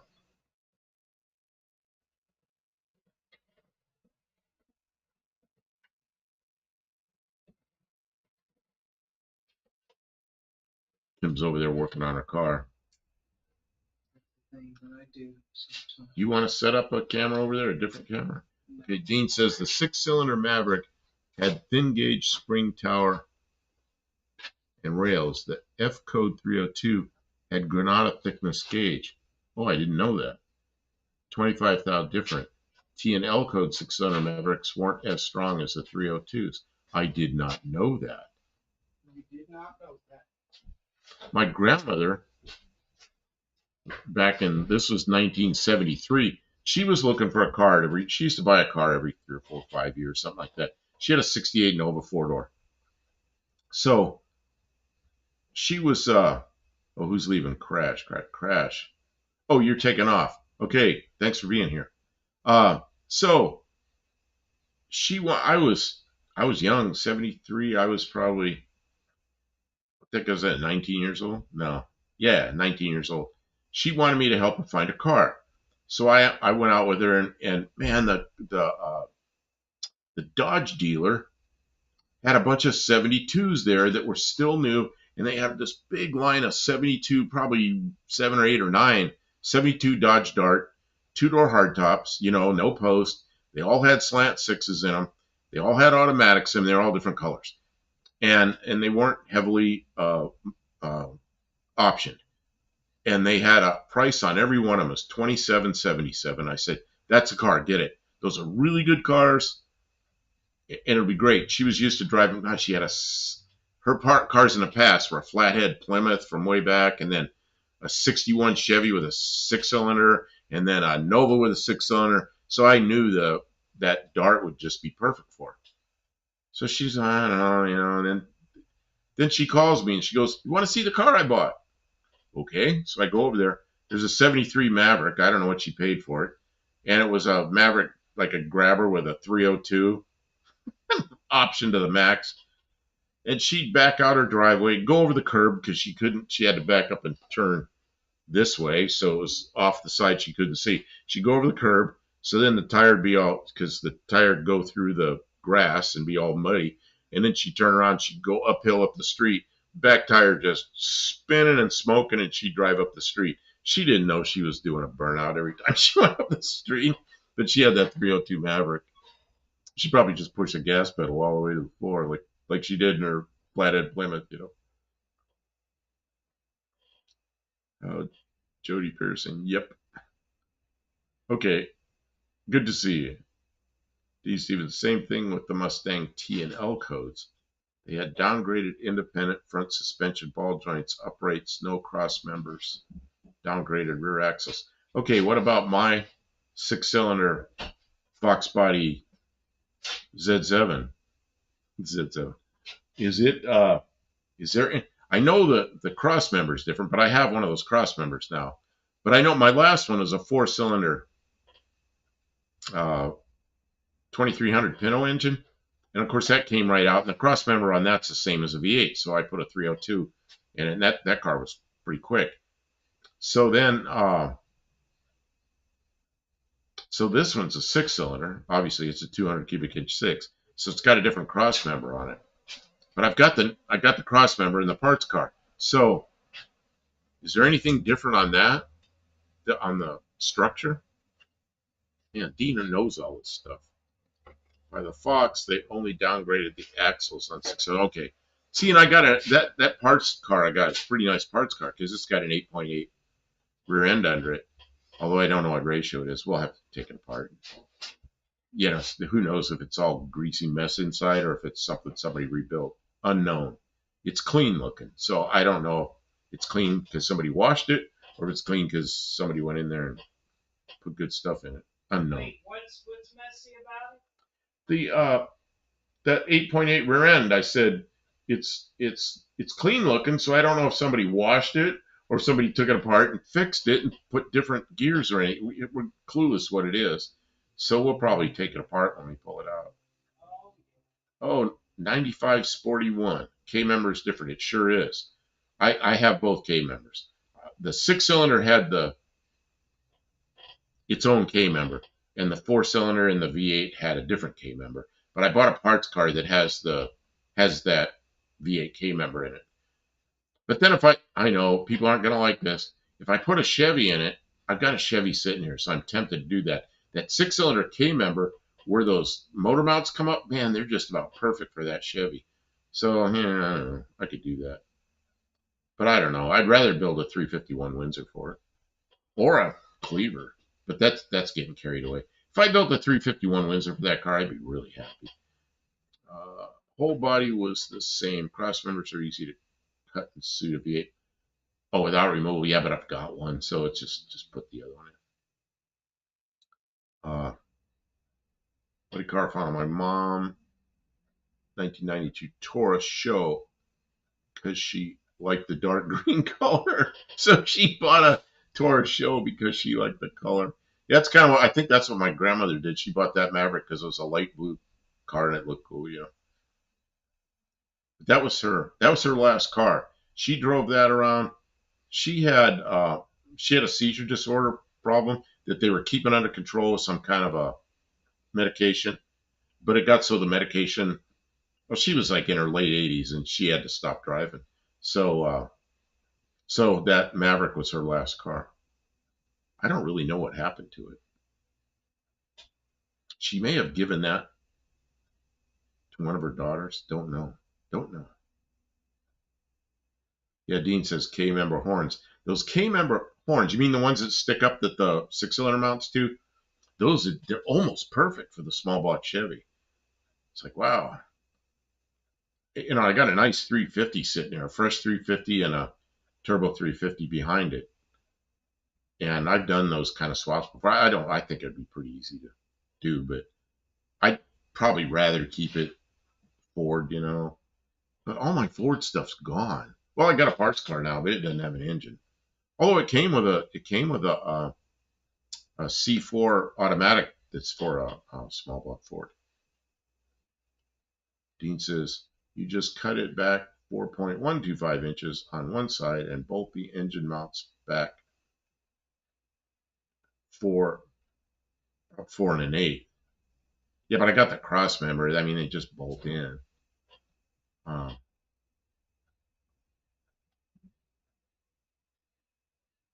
Let's see, what did else? Oh, 90. Excuse me. 95 Sporty says nice start. Yep, that's Kim's daily driver. Although it's not daily driving because of what? I don't remember why it was in here. Before What brought it in? Oh, charging problem. charging problem, yeah. But What became of the Maverick? You know, I think might be see, she had two daughters, my mother and my mother. Our family, my father had a good job and everything. Her other daughter had no husband and kids and just a financial disaster. And I think she probably gave that car to her other daughter. I bet that's what happened to it. So, I'm gonna see if this starts. okay, Kim's gonna see if the dart starts. Okay, she told me she bought a Taurus. Was shocked to see a show in the garage. Man, I can just imagine that. People buy stuff like that. It's crazy, you know. Can anybody hear that? It's running. It was running. It didn't throw the belt. And I know I fixed the problem with the What do you have for voltage? 12 volts. Oh, so you're not charging. Oh, you're not even wired up yet. Or are you wired up? Oh, I didn't check. Oh, that's another thing we have to do is check to see if it's charging. Yeah, that's why I thought maybe you'd look at the voltmeter while you're in So there. that's the thing. The gauge on the dash is always going to say 12 volts because it's running through a 12 volt. That's what I'm saying. Oh, that thing doesn't. The cigarette lighter tells me the voltage of the voltage regulator under the dash, not the voltage regulator under the hood. See, I've got two 12 volts. I've got I understand. alternator voltage, and I've got regulated voltage. I've got two different branches on this car. That's what we're trying to fix, is that James. isolation was giving me problems because during the start position, I wasn't getting the regulated 12 volt. I was only getting the under hood 12 volt. Can you do something? No. What? Instead of using that brand new fancy camera, can you use the other camera so people can see this engine? Because we're getting all the questions about it, and it'd be real nice just to see it. And double, you know, I can do this so we can see both.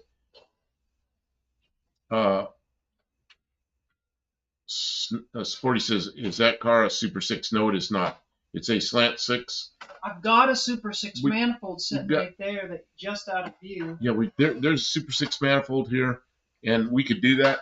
Now, I have a 72 Valiant, and it's got a Super 6 manifold on it, and I don't know if anybody's kind of like this. It's got one of those Ford, what are they called? Autolite carburetors, those 2-barrel. They take the same air cleaner top as like a 4-barrel. But I really like those carburetors. It's on there. It works perfectly. Well, we were having problems with that. So yeah, and the carburetor had this old worn out piece of crap. So, and then Special Agent James wants to know, I was gone, did the wires work? I don't think she's finished that. The wires worked.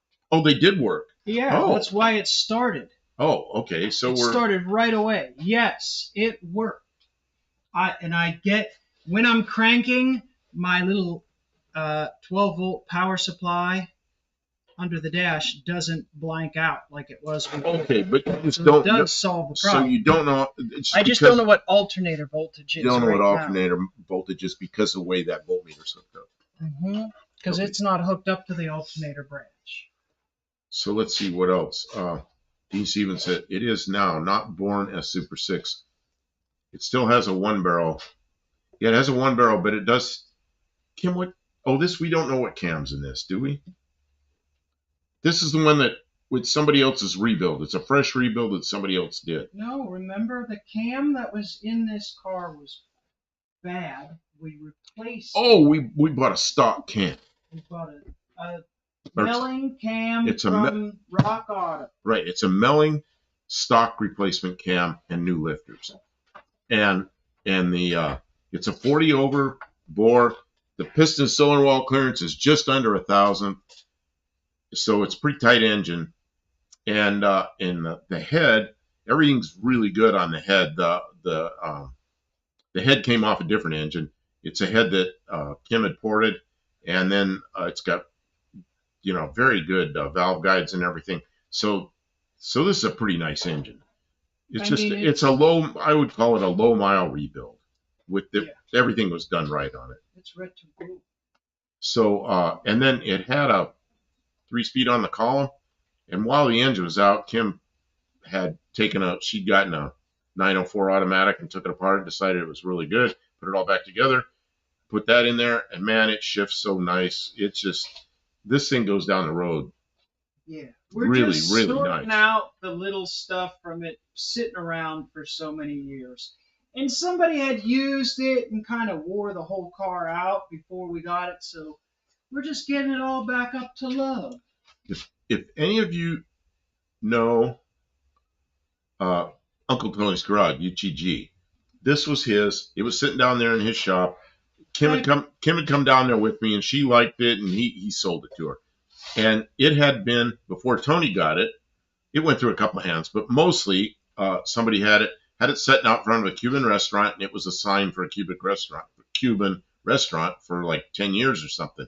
So, for 10 years didn't get any miles put on it, but that engine was in sad shape. But it drove all the way to No Name Nationals back last year with that old shitty engine. Oh, and that engine was so tired. When she pulled the pistons out, the rings all just came out in pieces. They weren't rings anymore. They were like sections. All the top rings were busted. and we drove it that way all the way to No Name Nationals and back. It ran fine. All right, I'm going to see real quick if we've got... So 1 second here. Dean Stevenson says, born with a 3-speed manual, but now a 904. Yeah, but the way she did the shift linkage, the 3-on-the-tree shift linkage remains, and she made some linkage and stuff, so we use that linkage. So if you wanted to put a 3-speed on the column back in, nothing's been hacked. Yeah, 250 Cuban inches. Yeah, it's actually whatever 40 over a 225 is. I figured it out once, but I don't remember what it was. Oh, you working on the focus? Oh, you're zooming in and out and everything. And everybody sees your trick air cleaner. Yeah, I got some focus issues there. Ah, there, that sharpened it up. There it is. And I've got electronic ignition. And that radiator's a 3-row, high-density core aluminum radiator that's meant for I think a 67 Chevy too. Oh, I see. Yeah, I wasn't no longer in there. I'm sorry. Yeah, you're the star. You're supposed to be on the show. Star of the show. That really looks nice, Kim, but you might need to be a focus puller. Look at that new alternator in there. It was not alternating well, and now it's charging the battery. Oh, I know what we do. Can you start it, and I'll stick a voltmeter on the battery. I'll stick a voltmeter on the battery and see what you have. Oh, here. Yeah, I got a voltmeter right here. Sure. Let's just do it. Is that restaurant still around? Drive by and take a selfie of the car in front of it. Looks like a bundt cake tin. You know what that air cleaner is? Okay, that's not what it is. But for some points, somebody guess what that air cleaner is. There's somebody already knows. Somebody already knows what it is. What is that air cleaner? Focus puller is a job in making movies? Ah, cool. I didn't know that. Definitely. Is the top hose clamp missing at the radiator? No, it's just dark. It's probably got some age on it. Needs an OEM air cleaner decal. Yeah. Yep. Pitt's got it. It's a drain pan. It's a plastic. But you know what? When you pull it off, it's got the bot. It's perfect. It's just perfect. And it's got a non-stock carburetor. It's not that perfect. Oh, I think it is. So Pitt gets some points. I don't know what you're going to do. Well, he's been here. Pitt, you get 2 points. Well, I don't think he was here. He hadn't been here that long. And he knew what that air cleaner was. Sure. Okay. So, I feel bad stinking up the place, but it just run it long enough for me to get a voltage. Okay. Here, I'm gonna give it down here. Okay, I guess I can do it from here. You're gonna have to because I've got the Or here, I you want to trade me yeah, I want places. to be over here. I don't want to be standing in front of it. Okay. I gotta get the camera zoomed in a little bit. Where's the meter gonna be? Oh, I'm just going to read it. I'm not going to try to make it so the camera shows it. Well, Okay, we got 12.3 volts on the battery. oh, Okay, I will turn this. here, I'll just back it up so they can see you. Yeah, because they're not going to be able to read that. I mean, I'm not going to bullshit them. I'm going to tell them how many volts it is. I'm not going to go, no, Kim, it's like 38 volts. Yeah, there's definitely a clamp there. It's just kind of dirty looking. It's there. It's there.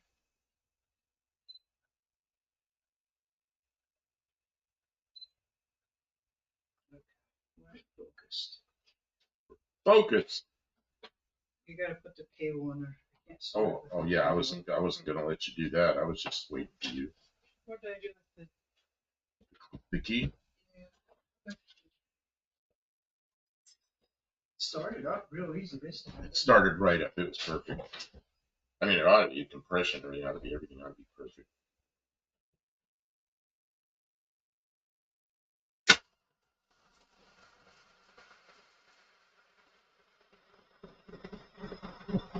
I would say there's no charge.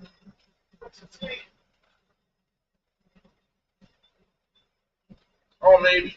Oh, yeah, now it is. 13. Oh, because it was 12.3, but now it's 13, 14. Oh, yeah. Bring the idle up. Oh, yeah, 14.6. Yeah, it's good. It goes from about 13 and a half to about 14 and a half, depending on your RPM. So it is charging.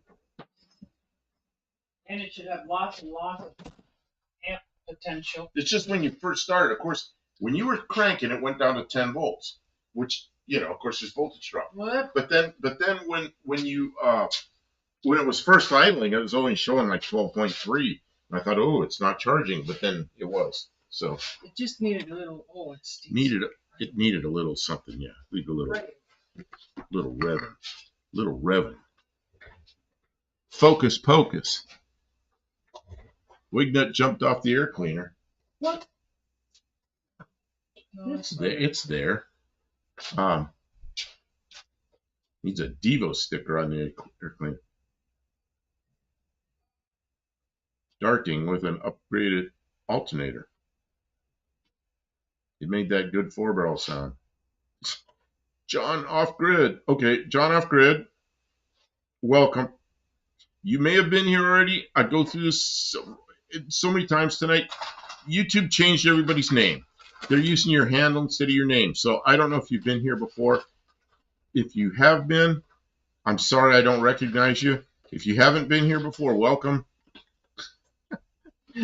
YouTube throws all a curve, you know. So we'll figure it out eventually.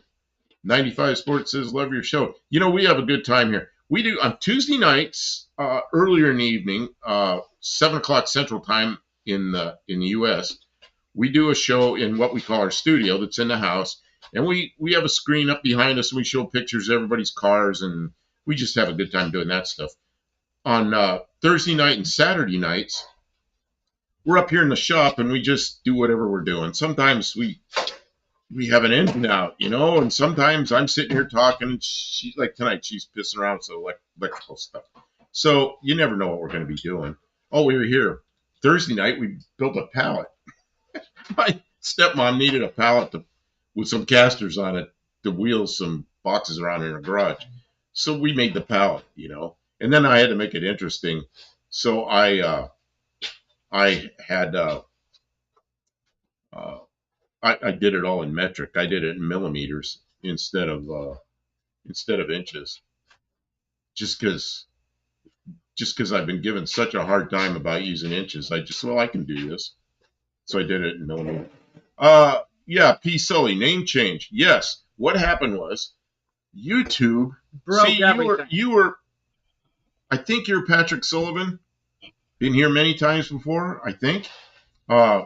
So P. Sully is your, I don't know, everybody's calling it a handle. It's if you go into your channel, just go into your, I don't know, your homepage in your channel.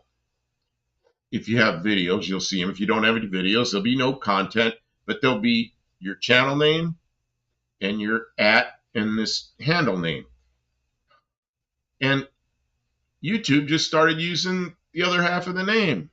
So you can change that. Like Pit Snipe, his got changed to something else.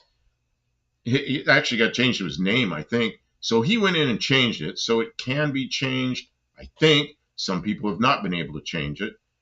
Some people, their handle's been very close to their name, so I've been able to figure it out.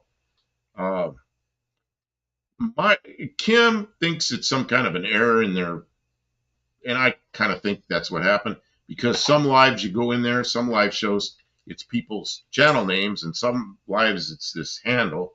I think we're both under the impression that it's some kind of error from YouTube, but we don't know yet. So, so right now, yeah, P. Sully, I think you are Patrick Sullivan. I took the power supply for an old PC, you know. I took that apart and I stole a diode out of it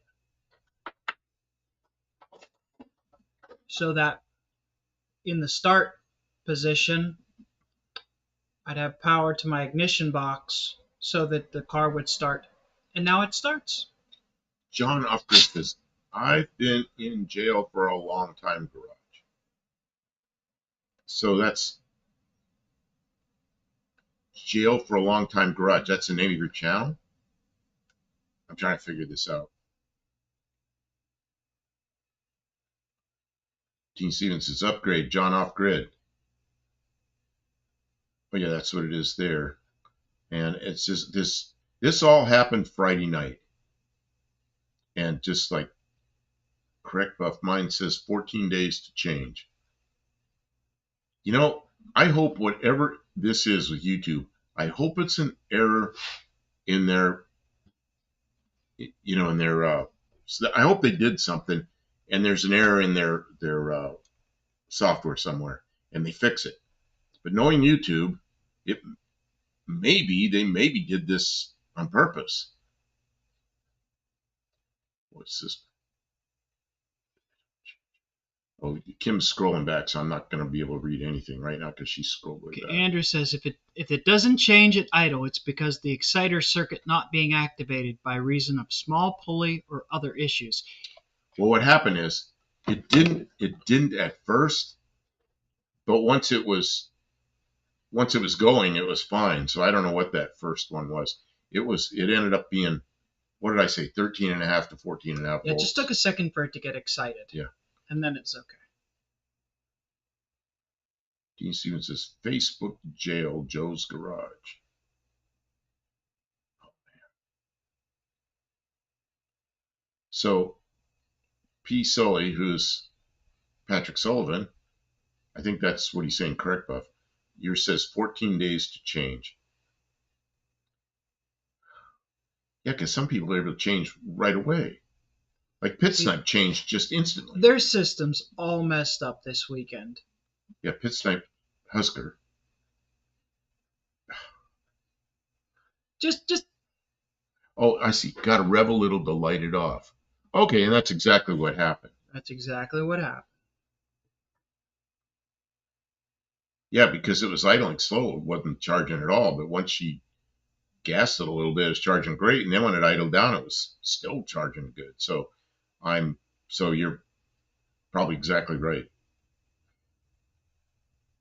John Off-Grid, have to speech type because I had a stroke. So if it messes up, please look over it. Okay, and there are other people that do that too. And we forgive you. We understand that.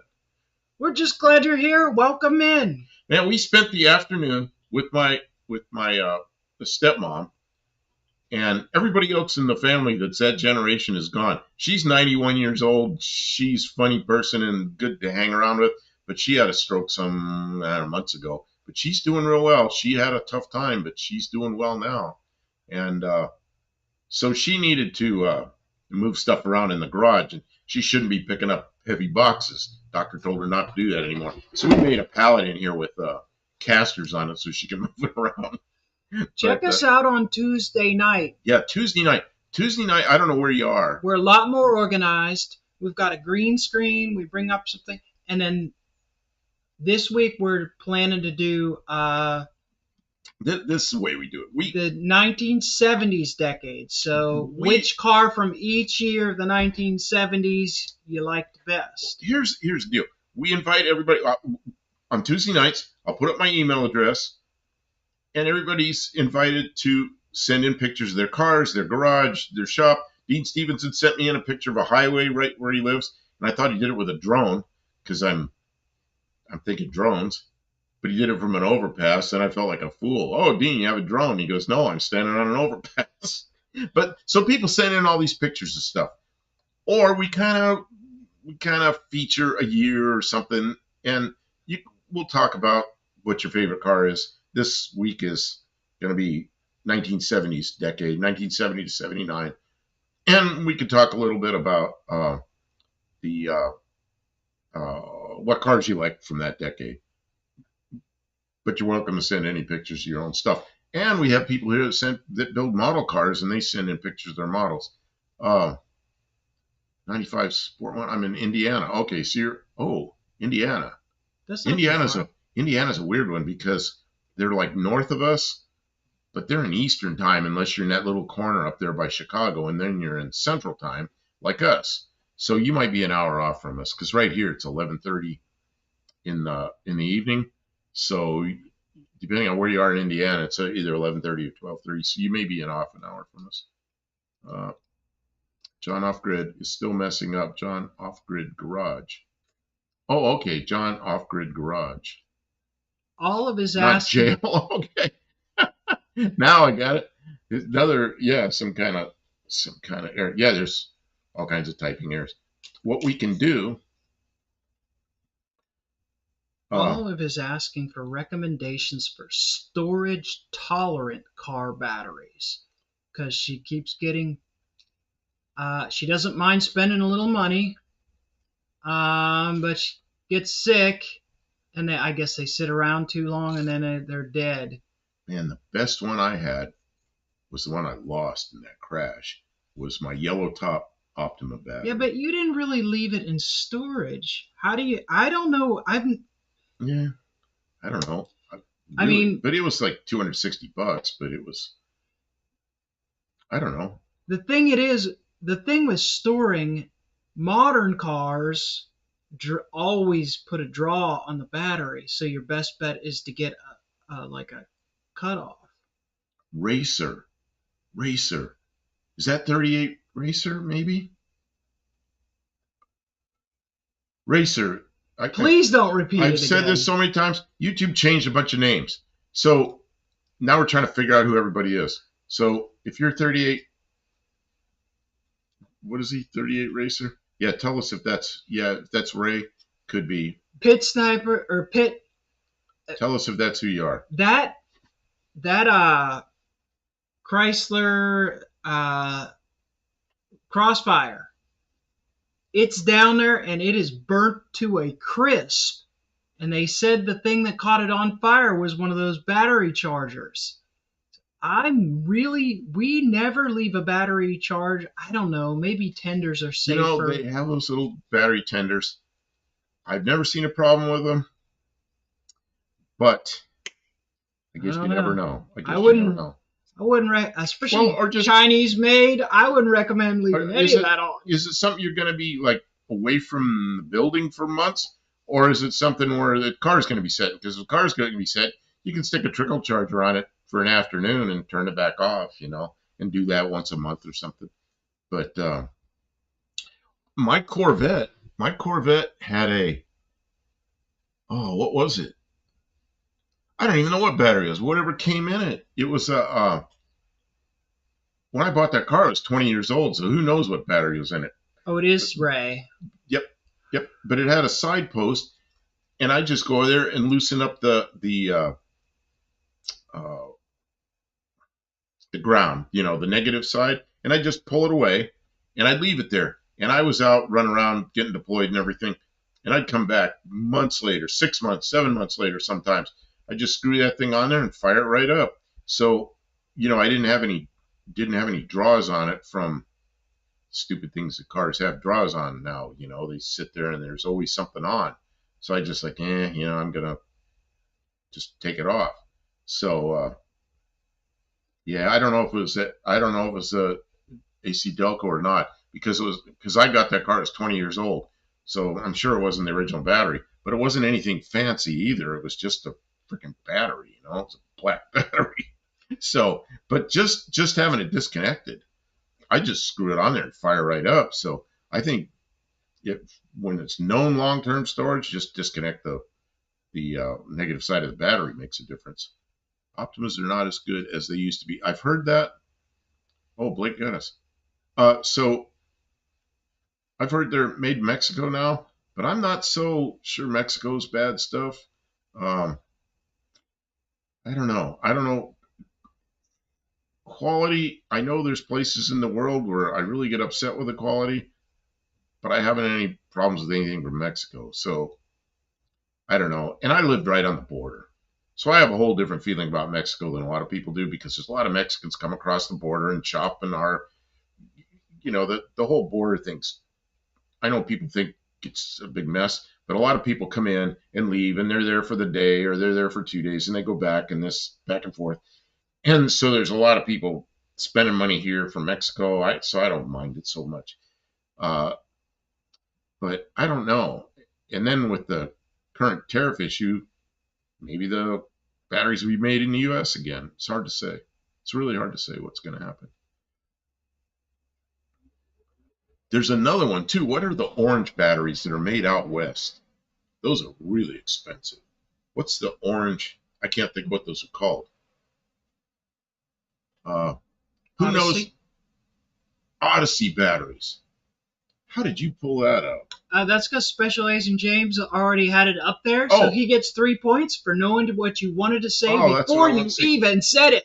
We ran Odyssey batteries in some of our big, what's called drones today. Big UAVs, big military UAVs. We ran Odyssey batteries in them. Never a failure, never a failure. Though, but they're pricey. They're pricey. But man, and I don't know who carries. You might have to order it, and then they're a little beefy. The shipping can't be cheap. But we used to, you know, because it was a defense contractor, we just go, this is what you need. This is the best thing. You order it, and somebody else pays the bill, and we put it in the airplane, and they don't have failures, so they like it, you know, because we're out flying somewhere long ways from where the pilot was. We can't have any battery failures. That's another thing. With one of these big drones, I'm sure I can talk about this. Some things I can't talk about. If you lose an alternator and you're way out there somewhere in a drone, long ways away, and you lose an alternator, you got to shut everything off and make tracks for home as fast as you can, because that's a fly-by-wire airplane. All the controls are run with electricity, and everything on the airplane is dependent on having power. So now you're on a battery. And that's why we use those. And we never had one that we had to race home with that failed. We always made it. Battery always got us home. So yeah, those Odyssey batteries are something, you know. Can they sit through is the question. Sit through. Tim, I saw the thing about the EVs in the boat. We both saw that video about the EVs in the boats burning, and they just left it burn. There's this really hard to put that out. You have to have special equipment. You know what happened to that ship? It sank, didn't it? It sank. Yeah, it's at the bottom of the ocean. Probably still burning. Pitt says, no, you go ahead. Pitt says a charger and a tender are different animals. Leaving a charger the charger's dangerous. Maybe a tender is not so bad.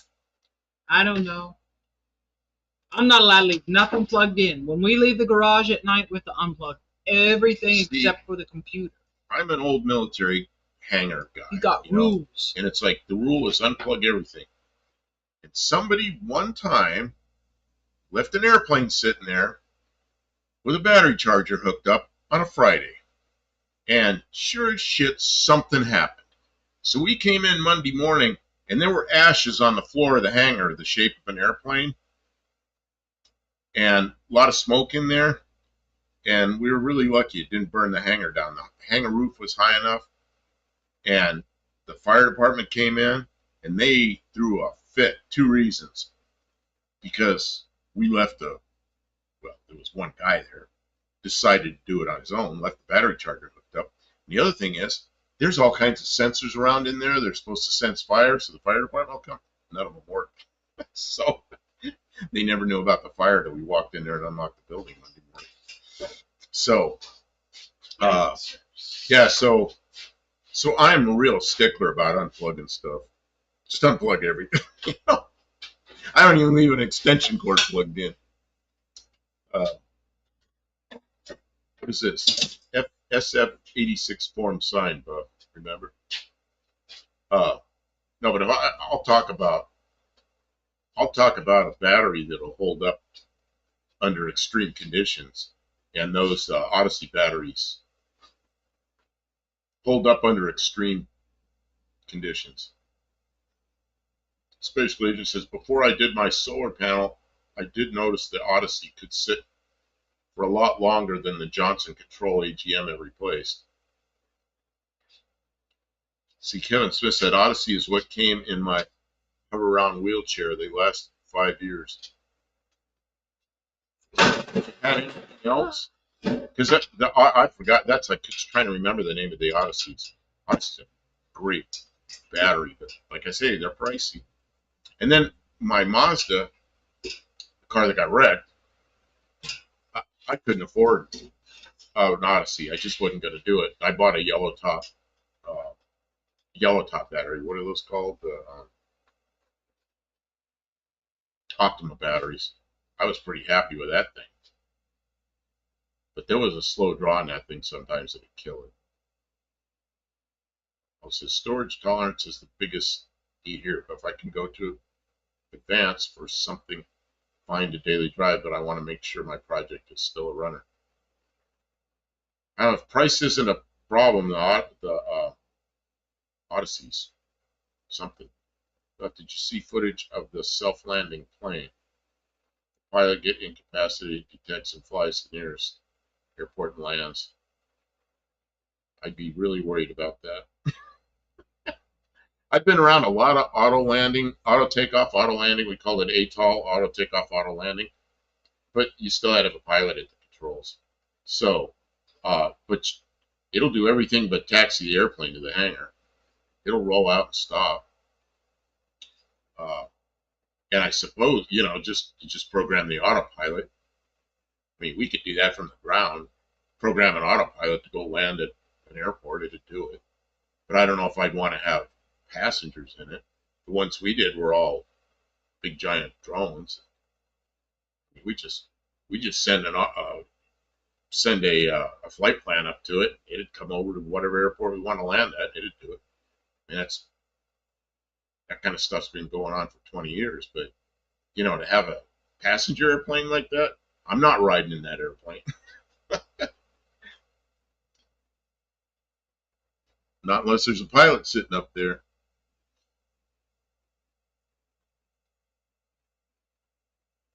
Are those treatments helping, Kim? Well, it didn't make things worse, but it's been a really long day. My neck is worn out for the day, but that's okay. Humans are mostly water. We won't spontaneously combust. There were times we had issues with fly-by-wire big drones. And I worked in flight testing, so I know all the problems. But once we got them working right, they were pretty reliable. But occasionally, the pilot was in a ground station somewhere, but occasionally the pilot would have to take over.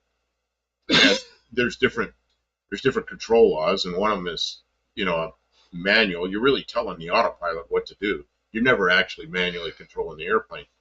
But the autopilot isn't controlling the airplane other than just doing exactly what the pilot says.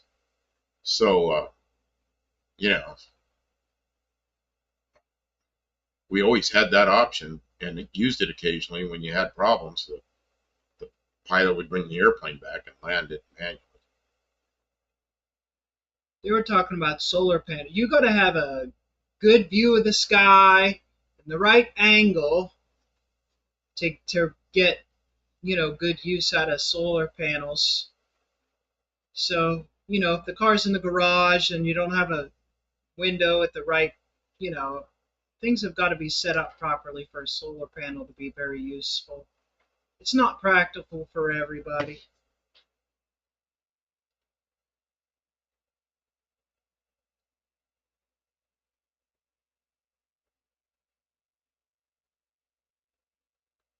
Battery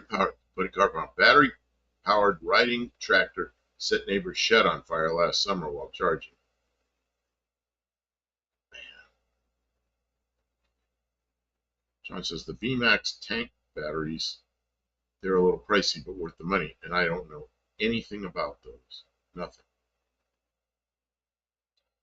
Oh, it says I have a plug-in battery tender on board, but I need a storage tolerant battery.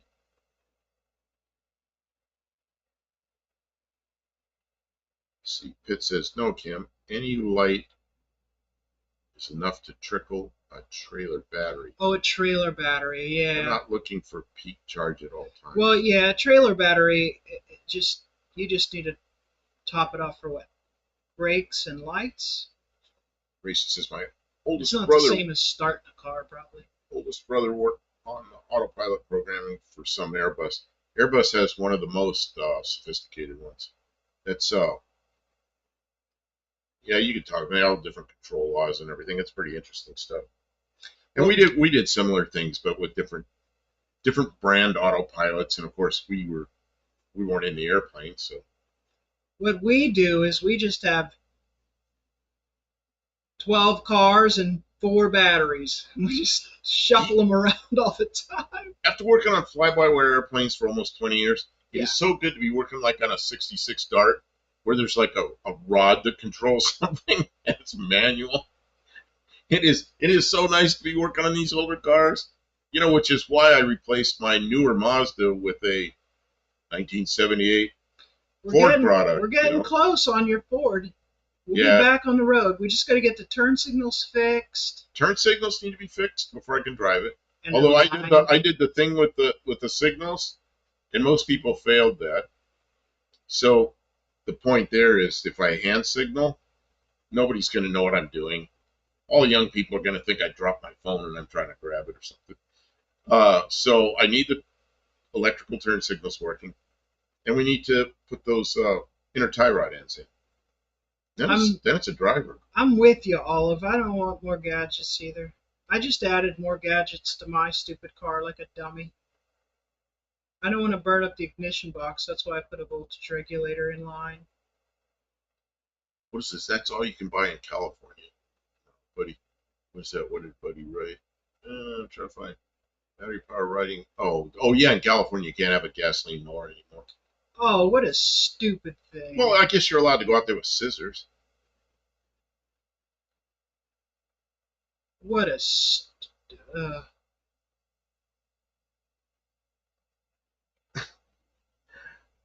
But car pilot put 12-volt battery in a 6-volt, melted a couple of wires. Tim's heading out. He's got to get up early and work before it gets hot. Yeah, I know. It went the same thing here, from raining every day, and it's still raining every day, but now it's also hot as all hell. Don't use USA hand signals in Osba. Yeah, because you'd have to reach out the other side of the car, or I'd have to reach out this side of the car. No, I'd be on that side of the car. I don't know. The whole thing's kind of, and then I replied to I think it was your reply about, see, when I took driver training, I had a guy that was he's a PE teacher, coach. He's a pretty good driver education teacher. But then my brother had an older guy that was there that taught my mother to drive. And she learned the same thing you said. You reach up like this and you point, well, it's on this side, point over the top of the car for a signal that direction. And he used to teach them, my brother and my mother, that was optional. And I got thinking about it. You know, he's World War II era. He served in Australia during World War II. He got finished, came home, went back down there because he met a woman down there, and he spent some time in Australia, married her, came back, and I'm thinking that's the guy. That's where he got that pointing over the top of the guard. He always said that was optional. And because I've never seen that in a book or anything here. So, yeah, your right turn means stopping here. Right turn. Okay. Oh, yeah, just straight up like this means stopping. Yeah, here, that's this, is straight down. And this is, for you, is stop. And for us, that's a right turn. Although you could do this, everybody know what you meant. Well, not anymore. Nobody knows. Everybody that answered that wrote comments in that video I made, there are a few older people in there understood it. And Dougster knew it. I wouldn't call him an older guy. Dougster knew it. But Dougster rides motorcycles, so I'm thinking that's why he knows it. But there were people in there had no clue. Which is kind of scary that you might use that. Maybe somebody thinks a target, shoot at it. I don't know. They probably just think you dropped your phone and you're trying to grab it before it got to the ground. Oh, that's all it needs to do. Being lighter is a plus if I can just unship it once and bring it inside. Maybe. I'd say if you want something that's readily available, the Odyssey batteries. That's the thing, but that might be an overkill. I think you should get yourself one of those disconnects. So leave it in the car, but just disconnect it so it doesn't have. That makes such a difference because, well, I don't know what kind of car it is. It's a Volvo. I don't know, but I don't know. Okay, I don't know if it's a car that always has a small draw on it. And the ones that have a small draw on them, you take the battery off, and now you gotta go through a drive cycle to straighten it out, and make the modules all work. It also assumes that you know that you're not going to start the car tomorrow, so you know to do the disconnect, because you have to pop the hood to do the disconnect. You ought to put a switch in the wheel. I understand your pain, because it's always the thing. You're like, oh well, I'm using it tomorrow, and then suddenly it's 3 months later, and you're like, shoot, it's dead again. Dallas says also we had arm out, flapping like a bird, means slowing but not stopping. My mother used to say, you see that, and it's a woman driver, it means she's trying to dry the nail polish. When she's doing this out the car window, don't think she's turning left. She's trying to dry her fingernail polish. Oh, the disconnects don't help. Crap! All you've got. Our Odyssey's lithium, no. Disconnects, but that doesn't actually help much. I haven't seen lithium replacements for. Well, the problem is the charging of the lithium battery. The reason they don't make lithium batteries to replace regular lead acid car batteries is because the charging system is a whole different thing. Wow, Mean Street Mopar. They taught us hand signals in driver's ed in high school, and I'm only 28. Where'd you go to high school? I think that's good. Look at my comments. There's somebody in there who said, well, I thought that, he goes, I think straight out should be stop, and I think it's confusing that straight out isn't stop. He wrote that in my comments. I'm like, are you kidding me? He goes, that's confusing. Because that's because you don't know what the signals are.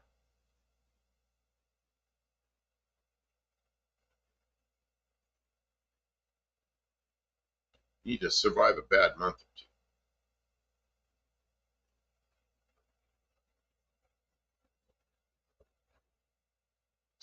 Consider changing your most used viewing device, or it hurts.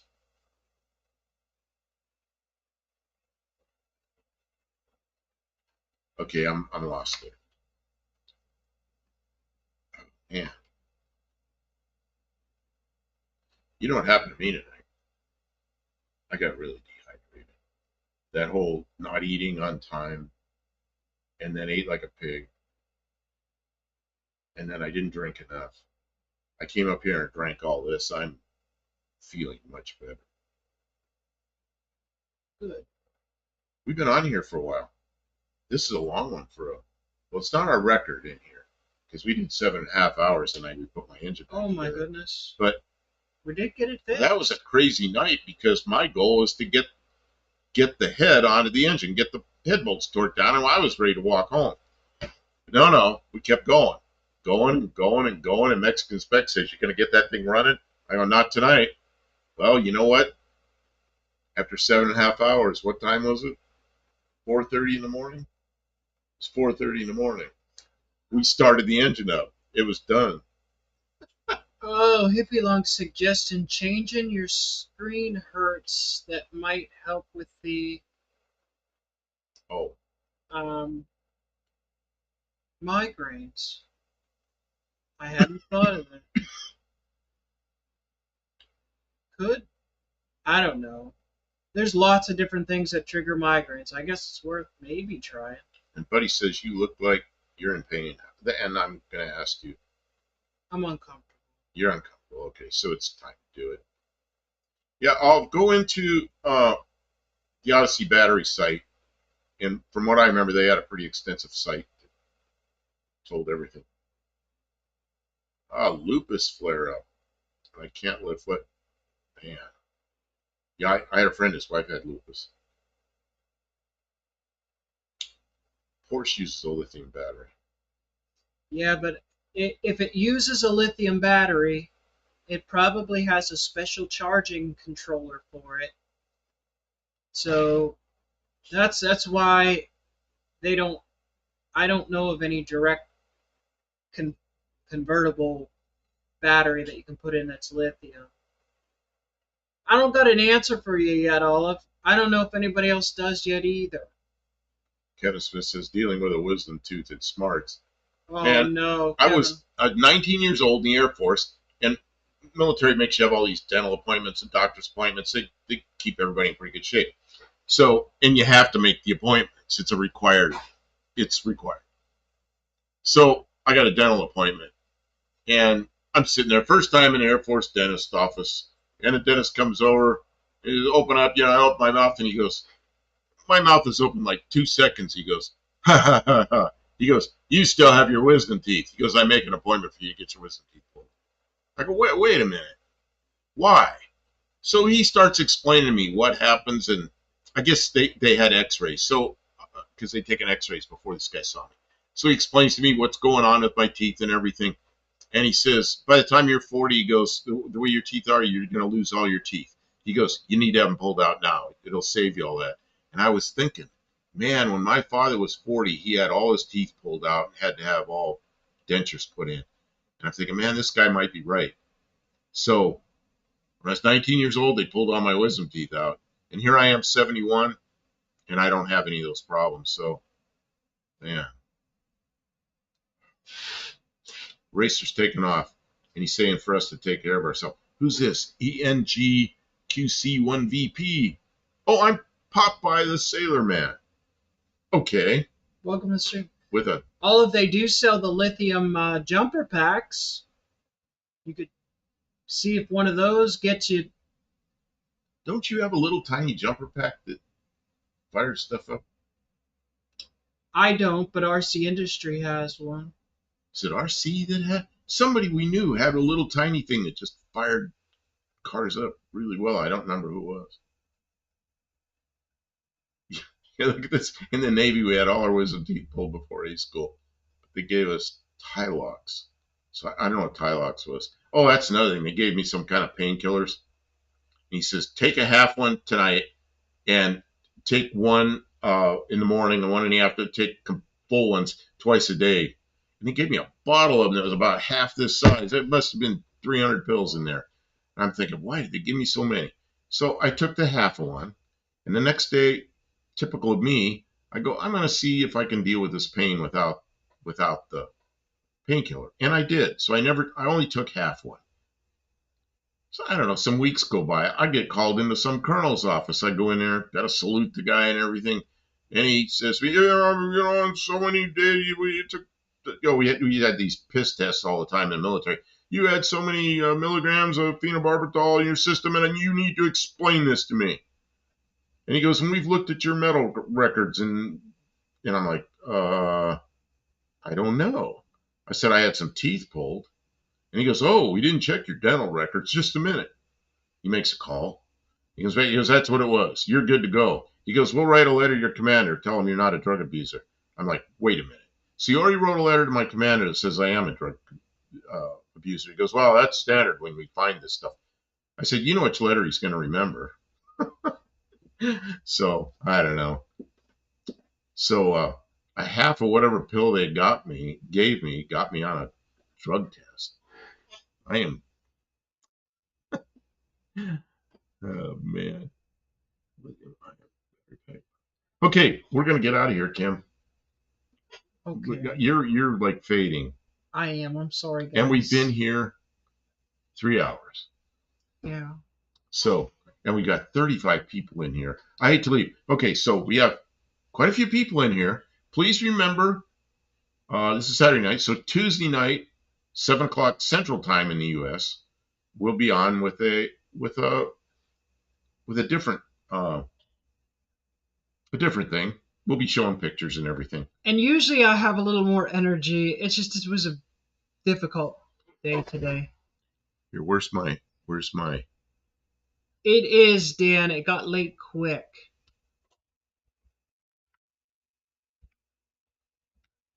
Everybody gets 4 points. Everybody who's here right now, you guys have been a great audience. Makes it sound like you're not participants. They're participants. Yeah, you've all been good participants. Thanks everybody for your comments. Okay. I'm sorry if we missed people's comments. We try and read everything, but it can get to, when I start working, it's hard to do in the shops. Okay, and if you want to send pictures for the Tuesday night show, yeah, for the Can't Bus, yeah, Can't Bus. Oh, Danny Boyd's here. Cool. Oh, Paul Pajui's here. Oh man, everybody's coming in right when we're leaving. Well, thanks for showing up. I'm just putting my email address in there, so if you want to send pictures of stuff for the Tuesday night that we're going to show, take pictures of your cars, your projects, your garage, the street you live on, anything, or 1970s cars, because that's the decade we're doing. So that's our topic, is going to be cars from the 70s. So take care, everybody. Good night. We'll see.